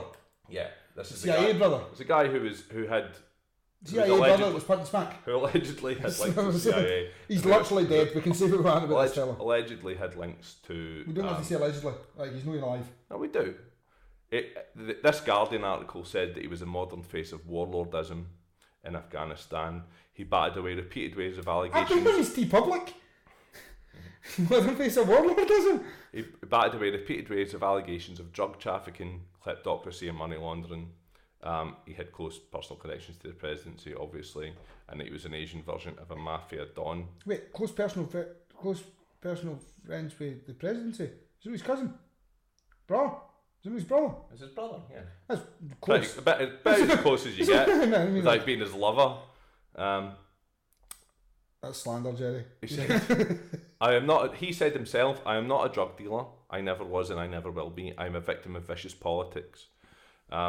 This is when he was in 2008. It was claimed it was profiting from the $4 billion a year drugs trade. But is this not the same scenario where it's like, I am not a killer of people, I just sell that person guns and then he kills people? Do you know what I mean? Is this like a like I'm not a drug dealer, but surely if you facilitate, but I know a couple of guys. I'm not a drug dealer, but I can get you drugs. Well, again, it's a similar situation with the CIA. You can't prove any direct links, but I would suggest that like most modern trials of major drug dealers suffer from exactly the same problem. If you are smart about dealing drugs, you are not going out and speaking to the fucking boy who's standing in a corner selling drugs to people. Yeah, you are distancing yourself as far as possible from the actual machinations. Well, that's that exact line. Essentially, it's the fact that they described him as a mafia don is perfect, because that's the best way to kind of summarise it. If you are a mafia don, you have essentially generals who do the talking to your street people who are doing the bit. So at no point are you actually there. You're not driving about a car full of smack or guns or people or whatever. That would be a faux pas on your part. We would get you in a scenario where you really probably are beyond that as a person. I imagine he was something very similar. I mean, it's telling though, the fact that the mainstream media were willing to name and shame him, if you will, in multiple mainstream media articles. There's either an agenda to discredit him as a person, or... Yeah. But why would they, when he had so much power in the country and he was the brother CIA, of the president? and he was also involved with the CIA. Generally speaking, as we've seen in the past, people who try and discredit the CIA are the ones who usually find themselves discredited. Very interesting. There was, I also I read some stuff about him enriching himself in the narcotics trade, about how he controlled a bridge, and he would he was allowing. He was a troll. Yeah, I will grant you 3 wishes and stuff like that. I think it was a genie. All right, genie troll. No, well, so a troll was the Billy Goat Scruff, wasn't he? Just like he ate goats. Is that what we're saying? Well, I mean, to be honest, he probably did. Yeah, from my knowledge of the business. But at least I know there's a high probability he did eat goats. I mean, they're very tasty. I don't know if the variable was. I don't know if to be a troll or you have to eat goats. like every country Jamaica's fucking wind folk up on the internet. Aye man, that's exactly what he done. He sat under his bridge on the internet and just told people that he was, I don't know, like a Republican when he wasn't. So yeah. Anyway, so there's definitely.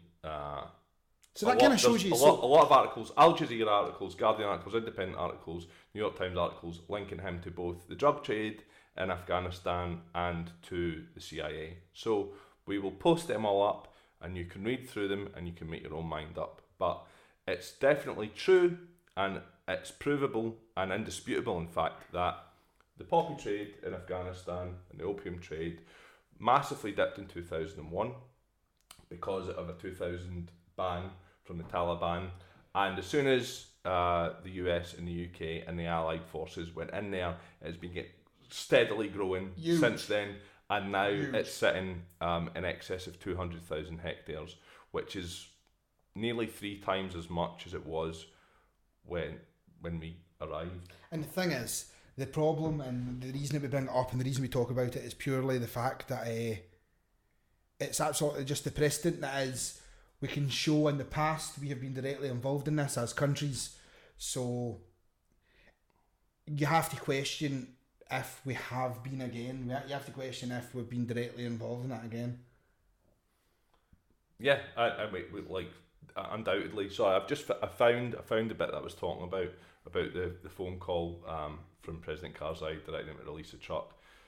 American and Afghan counter-narcotics forces stopped another truck, this time near Kabul, finding more than 110 pounds of heroin. Soon after the seizure, United States investigators told other American officials that they had discovered links between the drug shipment and the bodyguard believed to be an intermediary for Ahmed Wali Karzai. So there's all of these little links, all this little stuff going on in the background. The CIA are apparently involved with him, and again, I don't necessarily believe that the CIA are A, profiting, or B, involved in this as such, but I again believe that they are in a situation where this person has value for them and offers them things in that country that they can't get themselves. See, off subject, what I will say is this, I mean, this is... So they're turning a blind... Like, what I was going to say is, so they're turning a blind eye to what else he's doing. Well, see, what I will go further to say is, this is something that I will always say, and this is not the standpoint of the cast or anything like that or anything, but just where I've always been is that what we do know is the US and the UK and other countries and stuff have off the book expenditure that have always occurred, and they have to generate money from these things, you know what I mean? And so I will always question the fact that when you see them directly involved in drug trade or directly affiliated with people who are involved in drug trade, and when they enter a country and suddenly drug trade goes off, you should always question what you're being told. Why are we in Afghanistan? Are we in Afghanistan because we're fighting terror, or are we in Afghanistan because a combination of the gas line that goes to Russia and the heroin that comes out of Afghanistan are both being controlled by people that we don't want it to be controlled with, and now we have control of them again? That's where I'll always believe is where it is. I mean, that's me personally, but that's where I'll always believe. And then the reason that I get to there is because, I mean, we've pretty much talked about Afghanistan in great detail. Have you ever looked at Mexico? A little bit, man. Is it mostly tacos and tequila? I'm also a big fan of fajitas. Ah, nice. I like any combination of meat and bread folded in different ways with cheese and salsa. Yeah, can I have a burrito, please? Yeah, no bother. There you go. Oh, excuse me, this is an enchilada. 2 minutes, I'll just fold it differently. There you go. Literally, thanks, man. exactly how it works. I was a quesadilla I wanted. 2 things. I'll get your other one.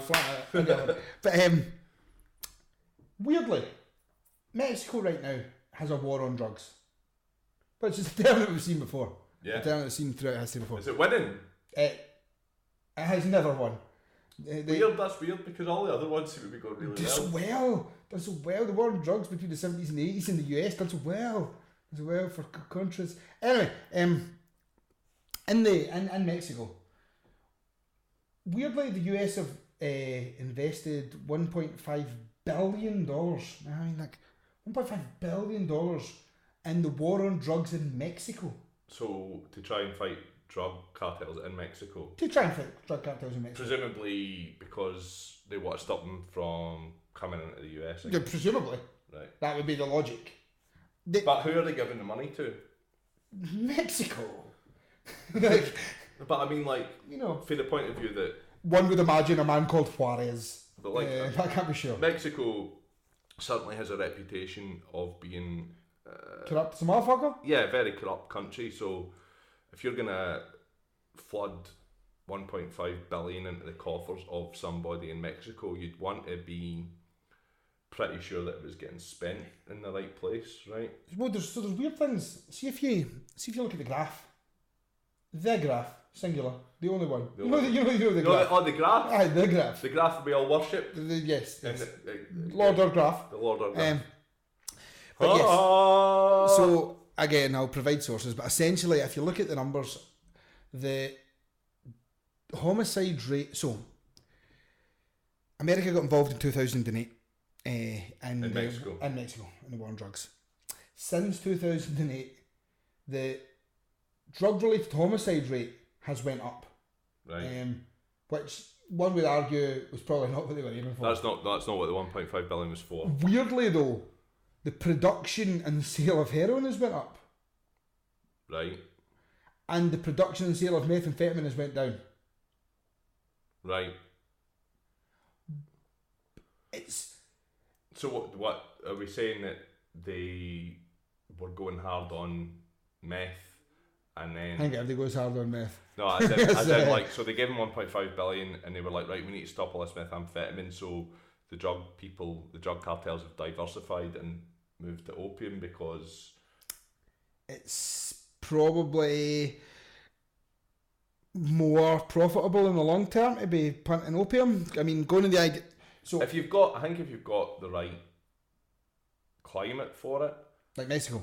Yeah, it's and probably. You've got like, I think it's so. I think meth quite difficult to make, is it not? I don't know. I think meth is quite easy to make. All right, okay. Pseudoephedrine, red phosphorus. Don't. And some other stuff, but yeah. I mean, but it's relatively easy to make. You can make it with over-the-counter products for the most part. The problem is, but if you want to make large quantities of it, then you're gonna need to you can't really fly under the radar buying all of that shit in. I mean, you maybe don't need to in Mexico. I don't know. I mean, in the grand scheme of things, though, I can't imagine it's any easier than mass producing cocaine or heroin or any more difficult. So what are we saying then? What are you saying? So essentially, I'm not saying or suggesting anything, but there's for America to step into the war on drugs in Mexico. Yeah. And for them to start investing money in the war on drugs in Mexico, and then for the numbers to then change where the homicide rates are actually getting greater and the production of heroin is getting larger. That suggests that obviously the money that's been invested is not having the effect that they have planned to. Or they've not had the effect that they have planned to as far as the official standpoint of what their plan is of the effect. Certainly what they are saying is the reason. They've also pledged another 1.5 billion into it, which will bring it up to 3 billion. A year or? In general, I believe, at the present moment, towards it. Yeah, I mean, I believe that Mexico's about 56 billion. So if we're saying that that's 2008 and they'll, in this year or next year, get up to I mean, the report was at least a year ago. You know what I mean? So it means that they're drip feeding a little bit in every year. I know it's not a little bit like 200 million or whatever, but in budgetary terms, in terms of the budget of the US, it's not like a fucking massively significant portion. It's probably attributed to like foreign aid or whatever, the foreign aid budget or something like that. But surely you would argue, I mean, so I was watching a documentary that I would highly recommend everyone to have a look at, which is called American Addict. Right. There's a doctor who's talking about the war on terrorism and the view on terrorism in the US, and how they close the borders for the most part, or like it's made the borders a lot tighter, borders a lot tighter. Which then was this recorded like pre 2014? Right. Okay. So pre fucking Trump ban. So and the point that she made was that because the borders became tighter, open them up. That's the opposite of what they've done. All right.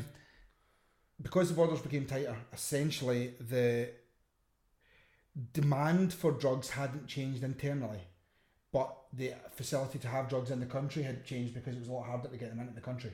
Right. Now, one would argue that the 1.5 billion could be spent preventing drugs coming into the US rather than trying to weirdly rehabilitate Mexico. Yeah. You know what I mean? Yeah, it does seem like a bizarre policy. It seems like strange. I mean, or like you could spend that 1.5 billion on rehabilitation within your own country, you know? I mean, you could certainly do something. You could do something that wasn't positive. Spending it in Mexico. And spend it in another country. Now, when we start looking at the things that we spoke about this evening, I mean, when we start looking at the numbers, looking at those numbers made me feel uneasy. It's simply at the fact that, you know, is Mexico the next Afghanistan, which is the next Laos, which is the next South America? Do you know what I mean? Essentially, is Mexico the next location that is going to be beneficial for the US to be producing drugs in? Because yeah, but we're not saying necessarily that the US is producing drugs in I'm not saying that it's producing drugs. I'm saying that it's beneficial for the countries. It seems to be beneficial for countries that America is directly involved in to be producing drugs. Yes, I would agree with that. Yeah. Right, that's what I'm saying. They don't seem to be doing a great deal to stop it. Like, I mean, Blackwater, you know, fucking Blackwater, the security, the mercenary. Your boys, yeah, I know. Yeah, the mercenary firm. It turned out that they were like one of the biggest benefactors. The pirates of Blackwater. The pirates of Blackwater was awesome, actually. Like the fucking flying monkey thing. Yeah, I forgot all about that. So Blackwater, they're not called Blackwater anymore. They're now called Academi. That's what I call them. Have made over a $250 million from the Defence Department contract to eradicate Afghan narcotics. They're doing a bad job at it. Yeah, like so there's 1.5 billion, same amount of money. 1.5 billion? The Pentagon. It's a convenient amount of number. The Pentagon is devoted to the job of eradicating narcotics in Afghanistan. They have made like 25%. Wait. So 1.5 billion is the amount of money that have decided to eradicate narcotics in Afghanistan, and 1.5 billion is the amount of money that have decided to eradicate narcotics in Mexico as well. And in both cases, both of them are producing more narcotics than they had before. And failing miserably. That seems dodgy. But Blackwater have made shitloads of money off of trying to police and eradicate narcotics. Now, if you are on a sweet fucking dime, making money every year, someone started paying me that type of money for policing narcotics, right? If you win that war, you ain't getting paid no more. See, is that not true? Well, see, yeah, but I mean, you can almost directly extrapolate that same piece of information and say, see if you were like a pharmaceutical company, and see if you were making like $1 billion off of methadone. Yeah. Why would you ever be interested in the market not be flooded with heroin or morphine? Well, also, why would you want anybody to ever get off methadone? Yeah. Well, so like, for example, see if like I had a cure for cancer, but I also made the drugs for chemotherapy. See if I cured every kind of cancer. No health service is paying for chemotherapy. Yeah. So all I mean is like, and that goes for everything, AIDS and hepatitis and everything. Do you know what I mean? Like so all I'm saying is to extrapolate the exact same thing as what you were saying. If you're getting paid, some people are just nice, want good things for the world. Some people are just nice. You know anyway. Well, what I do know is, as we've spoken about Big Pharma, what I do know is that the company that produced Ritalin in the US, for every child, and so we're clear there is evidence for this isn't me just being a lunatic, for every child that they got to be on Ritalin, and I'm not sure what the definition of a child was in that, but for every child they got on Ritalin, their stock increased by $1,200. For every child. So they've got a vested interest in getting as many kids on Ritalin as possible. Or Prozac. Prozac was the first proper mass-produced, distributed antidepressant in the world. Yeah. The FDA approved it. The only way the FDA could approve it was if they used the figures that showed that the people who were taking Prozac also had to take tranquilizers for them to kind of even out the effects of the Prozac. Now, right. It wouldn't pass the FDA tests without the people who had to take tranquilizers, and lots of people left because they were too, we'll call it edgy, because I don't know what the right... Yeah, the side effects were too much for them, so they were like, I'm not taking part in this study anymore. So all I'm saying is that yes, there are people in the world that are nice, but there's 100% facts that are covered in books, that are covered in papers, that's 100% fact. They've been legally disputed in court over this. And we know for a fact that in both cases the pharmaceutical companies weren't particularly good people, do you know what I mean? That in those two cases certainly they were just punting for profit, with even though it was bad, even though it had a negative effect to the people who were using the drugs. Yeah, not a lot of good people in the world. Then I'd like to take a break at this point for a word. I thought you were going to say not a lot of good people in the world, but I'll tell you who is a good person. Well, I was, but I thought that would be too cheesy. That would have been really, that's genuinely where I thought we were going. That would have been amazing. Jerry should have done that. I'll tell you about good people in the world. There's good people in the world at Cornerstone. Yeah, so Cornerstone are good people, and Cornerstone have decided to sponsor our podcast. I don't know if you know about Cornerstone, but they are a company who produces razors and shaving products, and they will deliver them straight to your door. They are a massively successful UK startup, and they were voted top 10 in the country last year. They are the biggest growing shaving and razor company in the UK at the moment. Use crazy Japanese steel in their blades. Yeah, and at the moment it's the technical term for it. They have over 135,000 members. They have award-winning razor and skincare products. They deliver straight to your door, which makes it more convenient and much less expensive than the likes of you get to put your Gillette and all those places. Yeah. Yeah, man, it's cool. It's really, like, genuinely, we use this stuff. It's really cool. It's metal. You get a little bit engraved on it, man. It's pretty good shave and stuff as well. Like, and it's really good products and stuff that they deliver as well. They deliver like shaving foam, and you can choose like balm or kind of moisturiser. I don't know, like aftercare anyway. So certainly you can get balm delivered and like that. Yeah, and you can cream or gel delivered, and you get them. And you click on the box to see if you shave every 10 minutes or like me, much less frequently than that. And yeah, they send it out. They send it either every 3 months or every 3 months is all I can gauge for. I believe it's every like 1 month, 2 months, or 3 months they send it. It's up to yourself, like how often you need it, but you can customise how often you get it, and you can customise the products that you get. So you just make it suit yourself.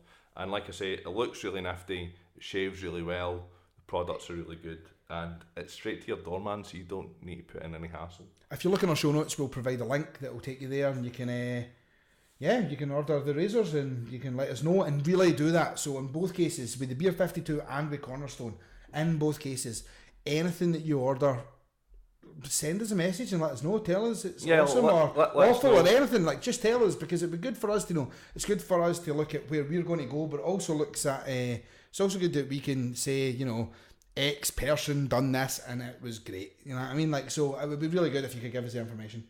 Yeah, exactly. And we'll put up the link. There's a link that'll take you basically directly to our page on there, which is it's www.cornerstone.co.uk. If you hit /fake10, that'll take you straight to our particular page. And the deal that we've got with them is £10 off your first order.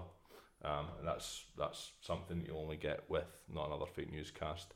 Fake10 as well. If you just put that offer code in at your checkout, Fake10, £10 off. So you're doing pretty well out of that. You should check that out. So we've covered most of like the dodgy scenarios that are happening with government, and I know it was most of the US in this case, but dodgy governments and drugs and the affiliation. But yeah, so have we ever really? What we want to look at more is policy and what things work and what things don't. Right? Well, so I mean, like, so let's say we live in some idyllic world, a world where drugs aren't illegal. Yeah. Do we have a reference point for that? Well, funnily enough, we do, and that reference point is Portugal. So in 2001. So we're clear. Rarely you will hear McCann's talking about Portugal, as a rule. Yeah, we're not like McCann's and Portugal don't tend to go well together historically, but you know, it's just the way things go sometimes. Now, Portugal decriminalised drugs entirely, all drugs, like everything, in 2001. Now, you might not have heard of this. I actually didn't know anything about this, and I think it's something that's generally not reported that highly. At the time, a lot of people suggested that this would cause a massive increase in the amount of drug users in Portugal. It would cause a massive increase in crime. It would cause a massive increase in HIV and drug deaths in Portugal. However, that has not been shown to be the case. If you look at prevalence of use for any major drug in Portugal compared to the rest of the EU, they are well below average. Massively below average. So when I was looking at the numbers, I mean, essentially the numbers when they had done the first reports, I believe circa 2012, 2013, something in that region, the numbers were suggesting that for every 1 million people in the country, there was 3 deaths that were drug related from overdoses in Portugal, whereas across the EU there was about 17 deaths, give or take, 17 point something on average. And in the UK, for example, there was like 44.6 deaths. Well, so I think I read the same article as you, and that that then sent me on to the EMCDDA homepage, right? I've seen them live. I don't know what that fucking acronym stands for. The old EMCDDA? But it's basically the European Drug Report. They have it every year. So I read the same article as you. It's just like, decent. Every drug. That report. I went straight to this year's one and had a look, and I compiled all the stats for it. So in terms of prevalence of use for cannabis, EU average is 7%, UK is 7%, Holland's 8%, where it's obviously legal. France. Weed is legal, not all drugs though. No, but I'm talking about cannabis specifically here. So EU 7%, Holland 8%, UK 7%, France and Spain are 11% and 9% respectively. Portugal's 3%. For coke, EU average is 1%, Holland is 2%, UK is 2%, France is 1%, Spain's 2%, and this is rounded to a single digit number. Portugal's 0%, so it's like under 0.5 basically percent prevalence of use. Amphetamines, Portugal's also 0%, EU average is 0.5. Ecstasy, EU average is 0.8%, Portugal 0% compared to 2% in Holland, 2% in the UK. Most important statistic for this is drug-induced deaths per million of population, which is what you were talking about. Yeah. It's updated slightly here. So the EU average for deaths per million of population is 21.3 per million. Holland has 16. It's a fairly liberal country in terms of drugs. France is 7 deaths per million. Spain is 15 deaths per million. The UK is 60 deaths per million. Portugal is 6. The US, by the way, is 192 deaths per million from drug-induced deaths. But that's the thing. I mean, we've got another issue that we have to address regarding the difference between the. Just to give you an idea, the war on drugs in America was about illegal drugs. They lost the war on drugs, and much the same as what the woman was talking about when I was talking about earlier on. The biggest problem was in fact that because they prevented the drugs coming into the country, they never prevented the demand for drugs. Yeah. So people sourced drugs from other places, and in that case it was prescription drugs. So essentially you just created a market that was then bolstering the pharmaceutical companies. So the 109, the reason it's so high is because 192. Or 192. That's a legal drug. But that's illegal drugs. But illegal drugs that are sold in the street are illegal drugs. You know what I mean? So what happens is less heroin comes into the country, for example, but people still need opiates, so they just buy it from a different place because there was still a high demand. So that's actually one of the biggest problems that happened in the United States. I mean, the biggest problem was they created a market of drugs that were being produced internally by pharmaceutical companies. That's the reason that it got so high, because it allowed addiction to kind of breed in a different way. But when you look at Portugal, it looks like a really good argument for a bastion of the way that drugs should be. In terms of drug-induced deaths, right? So it's 30 countries that were surveyed in that report, and apart from Portugal, 25 of the other countries had worse drug-induced deaths than Portugal, and none of them have decriminalised all drugs, because they're using the money that would be spent on prevention, crime, etc. And imprisoning people, that's a massive chunk of the budget, is now being spent on rehabilitation and treatment and trying to sort people out, basically. Well, see, the architect of it in Portugal, I mean, the guy who was essentially the guy who drove the fact that this was all going to happen. He's quoted in saying, it's very difficult to identify a causal link between decriminalisation by itself and the positive tendencies we have seen. It's a total package. The biggest effect has been to allow the stigma of drug addiction to fall, to let people speak clearly about and pursue professional help without fear. Yeah. Essentially it's that. What they done was they decided that there is no stigma to do with being a drug addict, which then means you can then tell someone you're a drug addict. You can then go to the doctor about being a drug addict. And When you go to the doctor, they don't say you're going to jail. They say you have a mental illness because you're addicted to fucking drugs. Yeah. So you've got a mental illness. You know what I mean? Yeah, but that and see this is the key to it, right? Because I was reading about how they kind of came to the conclusion that this is how they're going to run things, and in like 99 2000, Portugal was having like an increase year upon year of HIV. It was HIV, massively. hepatitis, and it was tuberculosis. all, all three of them. But it was all like past like blood to blood needle contact, needle sharing. Oh, shit, needles. Yeah, and they formed a panel, an investigation, a report, however you want to call it, but a jury of people to look at the causal factors, look at what they could do to prevent this, and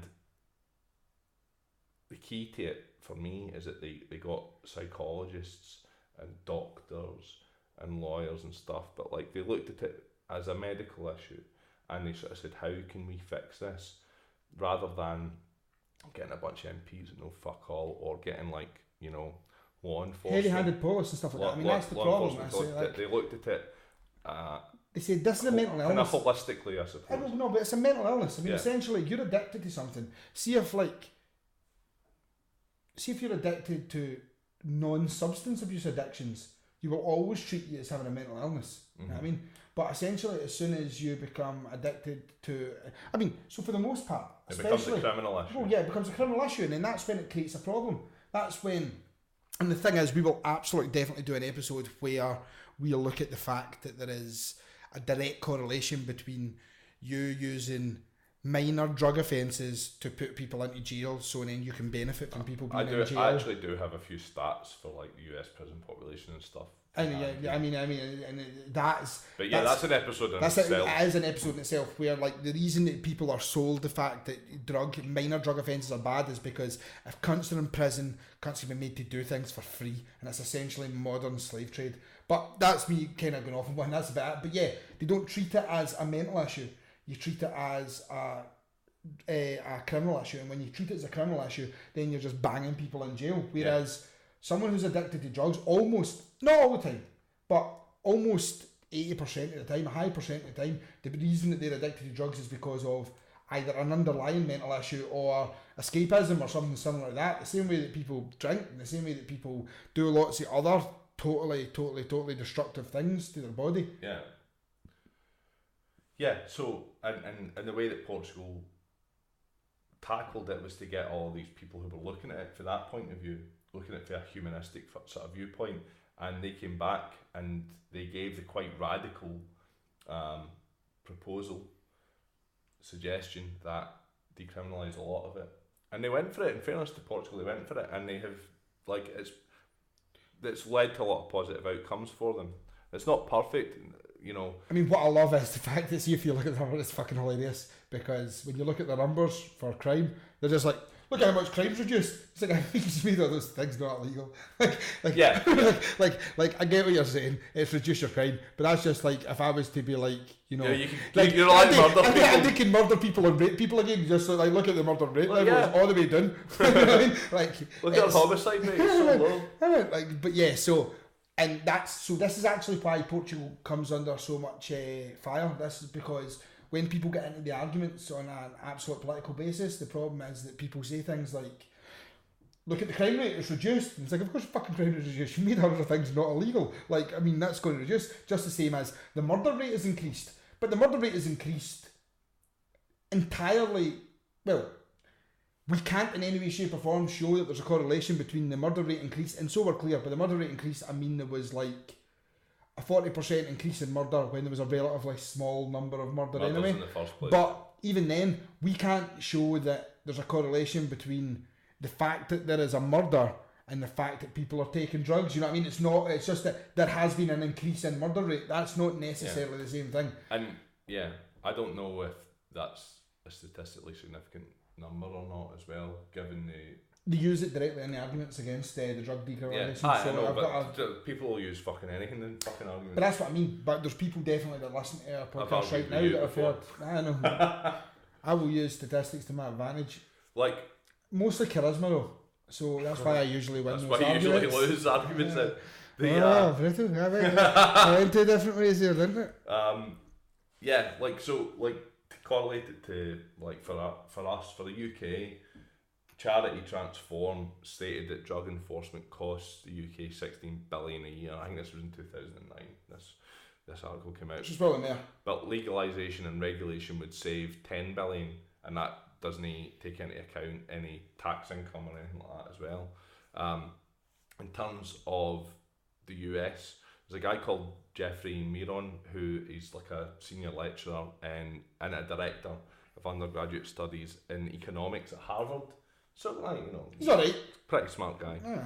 He says that in the United States, if illegal drugs were taxed at rates comparable to those on alcohol and tobacco, they would yield $46.7 billion in tax revenue, and that legalising drugs would save the US $41 billion a year in enforcing drug laws. Think about how many countries the US could then try and prevent drugs in if they made that money. They had just 1.5 billion in all of these different countries. Think about that's like 20 countries they could then try and prevent their drugs in, and by their drugs I mean they could grow more heroin. However, but it's then not illegal in the US. Conversely, the US prison system would suffer somewhat because the US prison population is the largest in the world with 2.3 million people. We should probably abolish mandatory minimum sentences. Yeah, good idea. It's like utilising drugs to pay for secret wars. Utilising drugs to pay for secret wars around the world. Drugs are now your global policy. Now you police the globe. Wait a minute. I believe System of a Down were trying to tell us something a long time ago, Gerard. 2.3 million people in the US are in prison, and more than 500,000 of those people are in there for drug violation. I mean, another weird statistic that's totally kind of off subject but on the same subject. So, the US accounts for 8% of the world's population. Right. It consumes 50% of the world's legal drugs produced by pharmaceuticals. It consumes 80% of the world's legal narcotics on Earth. What's it? So what's a narcotic? It's something that falls under the same as like opiates and stuff like that. So like when you say legal drugs, it could be anything. It could be like a fucking nasal spray and shit like that. Do you know what I mean? Viagra. Viagra. Like. Why did you say Viagra? I always say Viagra. It was me that said that. Just a rule. Anyway, just if anyone asks me anything, what you want, Viagra. Okay. Or a pipe. I meant a pipe. Where's a snake gun? So 80% of the world's legal narcotics, are consumed by the US. 8% of the population of the world is in the US. 50% of the world's legal drugs entirety are consumed by the US. But you've got a medical system that kind of fucking perpetuates that. It's worse. So US is one of the only countries on earth that's allowed direct marketing from drug companies to the people. Yeah, like I've seen the fucking adverts over there. That shit's fucking crazy, man. That's actually the problem. So they reckon that's one of the biggest issues. What I love is a big list of side effects. I know. The side effects may cause death. Whoa, that's one of those side effects. Your leg may fall off. Yeah. Prolonged. I'm going to take this. It stops me. My ass from bleeding. Side effects may cause ass bleeding. Prolonged anxiety. Yeah. Fucking sawing your own arm off. Sawing your own arm off is really a heavy effect. Killing dogs. But yeah. So there's some statistics that I've seen in the show today that I was watching. Which was American Addict. That's bonkers. It's how it opens up. It's the first 3 pieces of information that it shows you on the screen when it comes up. And it gives you an idea of where the US is regarding drugs. I mean, it gives you an idea of then that's why the woman was saying that essentially the war on drugs was lost. I mean, like the war on drugs was lost because now all they do is... It's impossible to win. No, but now all they do is prescribe the drugs. So in Florida, there was 7 people die a day because of prescription drugs in Florida. Further than that, one of the, it might be OxyContin, but don't hold me to that, but one of the random opiates in the US, 67% of all those opiates are sold in Florida. People travel from around the US to go to Florida to get them. To get OxyContin? They call it a pill mill. That's insane. So, right, you were talking to me off air about, so we stated earlier that the amount of drug-induced deaths in the US from illegal drugs is 192 people per million, which is very high in comparison to like even the UK 60, and I think it was one of the worst in the EU. Actually, I think weirdly the worst countries in the EU are, well, like they're actually not in the EU, but like Scandinavian countries, Norway and Sweden and stuff have the worst. It's cold. And Estonia have the worst. They're like up at about 100, but the US is significantly larger than that. Taking coke in a sauna, I'll tell you. But you were speaking to me earlier about the amount of legal yeah. 3 times. So a doctor stated on that show that there's 3 times more death to do with legal drugs in the US than there is illegal drugs in the US. So we're talking closer to 600 per million. Yeah. Fuck me, man, that's insane. Yeah. So that's what the doctor stated. Which is it's an unnerving amount. Do you know what I mean? It's a totally worrying amount of people. Yeah, 183,000 people. Prescription drugs. Yeah. So well, that's just from prescription opioids. Right. So yeah. So that's just your OxyContin and the likes. Yeah, that's brutal. And I was like, so one of the articles I found as well, which was in the New York Times not last month, in June, shows, there's a great graph and stuff here, we'll put this on the website, showing how drug overdose deaths has massively skyrocketed in the US since 1980. So it's went from like less than 10,000 up to, well, there's a confidence interval between 59 and 65,000 people in 2016, because you'll still have postmortems ongoing and cause of death to be decided for people in 2016, but they know it's between 59,000 and 65,000 people, and if you look at the graph, it's just went fucking huge. Do you know why this is? Right, so there's a quite easy black and white to this entire scenario. It's because the changes that were made in drug administration in the US meant that pharmaceutical companies absolutely 100% can set a price for the amount of drugs that they distribute. So and then what they do is the US government pay for drugs that are going out to poor people and old people and all the people who are on Medicards and all that type of thing, and they punt them tons and tons of drugs, and they don't give a shit about what the drugs that they're putting into them, and they don't give a shit. So they just don't care, because all they're trying to do is turn profit. 18.8 billion one of the companies turned over in 2014 in profit. 18.8 billion in revenue, man. 18.8 billion. Think about that. That's fucking a bizarre amount of money. That's the exact amount of money that they made. Like, it's fucking, that's the reason. That's flat the reason. It's because they are purely making profit. The people, when George W. Bush changed the rules to mean that Medicare was available to all old people, every single person who was involved in the architecture of setting up that scenario was directly funded by Big Pharma in some way, shape or form. There is a list of every single member of staff and every single fucking amount of money that they were given. Who's on that board or on that fucking... like the main architect of it holds large shares in 2 major pharmaceutical companies. You have that massive issue in America with lobbyists and stuff. You know, like they can... Big corporations, big business can put so much money into the American political system. $1.5 million was given to George W. Bush in his 2000 campaign by Big Pharma. Like personally to him? You mean like to his campaign? Right. That's a lot of money. Would I say billion? Million. Million. Yeah, cool. Yeah, so it was million. So, I mean, that gives you an idea of the type of money that they're fucking pumping into these people. If they gave it to me, I'd fucking help them out. That's for sure. Give me a game of sook. But like, and you've got people as well, especially when the Republicans are in. Like, I hate to say it, because that sounds like really biased, but it just like to me as an outsider, it appears to be the case that, like, so Jeff Sessions is the Attorney General now, like since Trump appointed him, and he said in March that he thinks there's real violence behind the use of recreational marijuana, and it's like talking about Colorado. I'm sorry, it's been legalized. He's a fucking bellend. Well, this is the point, because you can have an opinion on something if you want, but like the way I've got an opinion on him being a bellend. But look at the statistics, and the statistics totally trend in the opposite direction. Like, it's fucking quite. Man, I've been in rooms full of stoners before where the scenario was literally none of them could be bothered standing off the couch, let alone create any type of violence. They couldn't afford a pizza. They can't decide who's going to afford a pizza. Well, like, you've got the Colorado Department of Public Safety, the FBI Uniform Crime Report, and the Metropolitan State University, a student research group there, all showing that there's a 6% decrease in violent crime in Colorado where they've legalised.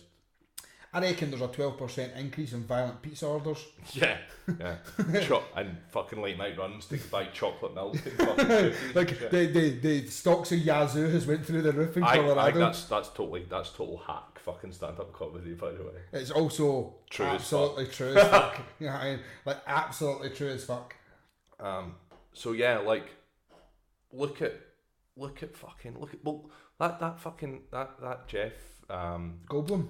No, Jeff Myron, fucking Jeff Goldblum, the economist. Like, he's pointing out, he's showing fucking America. Look how much fucking money you can make out of this. We know. I mean, we can see that. If you see the amount of money that Colorado's made so much fucking money in tax for fucking cannabis that they're like having to give cunts money back and having to build schools and having to like give junkies houses and shit because they're like they've got so much money. There's an article for Forbes here as well saying that like fucking states are addicted to cannabis tax revenues. So is it 1.8 billion? States legalised marijuana is on track to generate approximately $655 million in state taxes 1.8 billion on retail sales this year. Now, have profit after they gave money to Mexico. But bearing in mind, right, that it's not fucking legal in California. That happens in January 2018. So yeah, they're saying that next year it'll be 1.8 billion. And 1.4 billion is specifically for cannabis. 1.4 billion.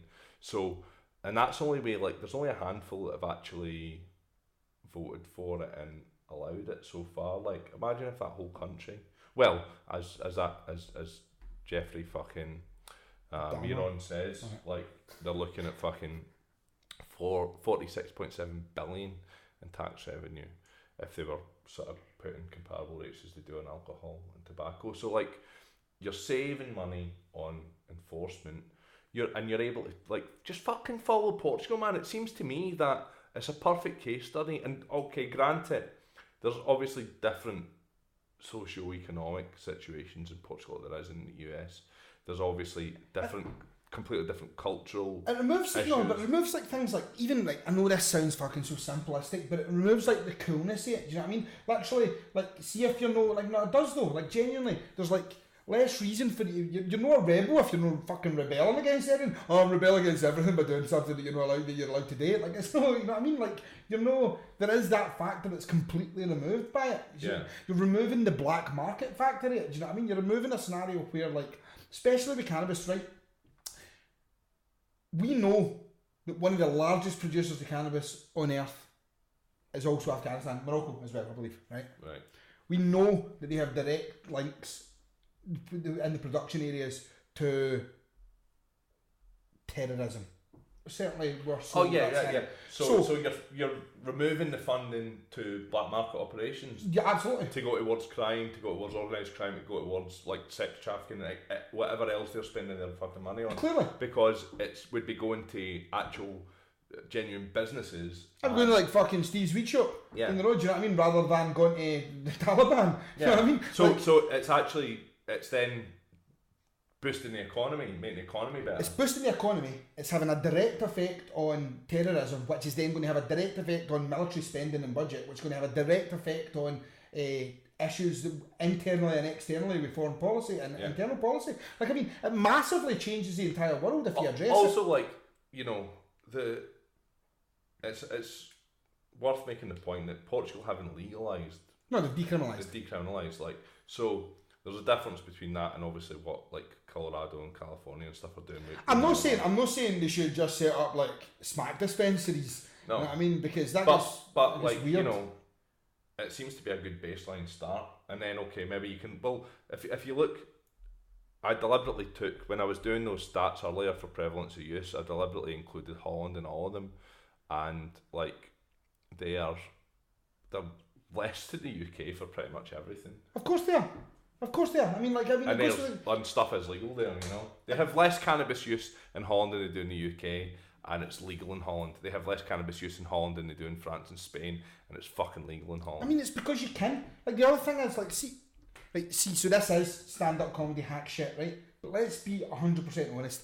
We are more than aware. We have in our life met lots of stoners and stuff like that, right? Mm-hmm. Do you know what stoners aren't doing? Stoners aren't fighting at the end of the night with people out the front of fucking pubs. No, they're not. Do you know what I mean? And they're not a massive strain on the fucking healthcare. They're a massive strain on the fucking takeaway delivery system. Yeah, but they're not. You know, they're not in fucking A&Es on a Friday and Saturday night with their fucking faces burst open. They're not spewing it in the street. Maybe one or two white, but they're not spewing it in the street. Like, but they're not. Do you know what I mean? Like, these things don't happen. Like, and I'm not saying, don't get me wrong, I know it comes with problems. I'm not in any way, shape or form trying to fucking say that, you know, everybody should smoke weed. It's some kind of wonder drug. That's not what I'm saying. No. But what I'm also saying is there is also genuine medical benefits to the shit as well that we can prove on another episode within itself. I don't know if there is or not, but I think it's certainly something that is fucking worth exploring, because it seems to be a lot of anecdotal evidence that people are able to use it to treat. Cannabinoids seem to do a lot of things. So in the most basic term, I understand it as this: the claims of how it attacks tumours and stuff like that in like cancer patients can't be completely substantiated for numerous reasons. Firstly, in a lot of cases it's illegal, so they can't really. Well, yeah, right. But here's a scenario that is 100% fact. That see someone who's on chemotherapy, see if they smoke weed, they are more likely to then eat, whereas the chemotherapy is preventing them from eating. Yeah, because it kills their appetite and stuff. And so again, back to our boys, those conspiracy guys, one of the co-hosts said those conspiracy guys had cancer and they went through it for a long time, and one of the things that he says outright was he smoked weed through it, because it meant that when he got his therapy and stuff like that, and when he was taking drugs, he was able to then eat at the other side of it, and he couldn't eat otherwise. He says that outright flat, and lots of other people have said it. So it doesn't matter. So see, even if I know there's people out there that will claim it'll actually heal everything. Athletes, smoke a joint. No, I don't think that's going to work. Pal. Rub in your foot, man. Rub in your foot. Put it in your sock. Put it in your sock. Eat a cake with it. Stick it in your eye. Smoke a joint. I don't think any of these things. I'm blind. That's all right. Just one more part. Smoke until you can see again. It does help with things like glaucoma and stuff as well, but genuinely... Yeah, but you can get prescriptions for it for glaucoma in the US, is my understanding. You can, in certain places, but you can. But yeah, so, even if it doesn't heal everything, if you're in a shitty scenario in life, where you've got cancer and you're going through chemotherapy and you can't eat, and being able to smoke a couple of joints is then making you eat, and you deserve that. Well, yeah. Also, yeah. If it's giving you a bit of fucking comfort and stuff as well. Like I've seen. Well, I think most of us, and I must find this video and post it up as part of the links. But I think most of us will have seen videos of the guy. I believe he's got Parkinson's or multiple sclerosis or something like that. The one that can't walk properly and stuff like that. He keeps on twitching and he smokes it, and he like just chills in that, watches TV and shit. Like he goes to pizza. It's like a wonder drug for that, you know, and. So we know these things happen. Somebody who's going through that is going through enough fucking shit without having to make themselves a criminal to get the only thing that's going to help them. And see if the only thing that is actually genuinely preventing them from being able to do it is the fact that the government can't tax it properly, then fuck the government. You know what I mean? Like, that's not their place to do that. I live in America, but fuck this government. But as though, like, that's not their place to do that. I don't live in America. If you're stripping away the ability for people at that point to be able to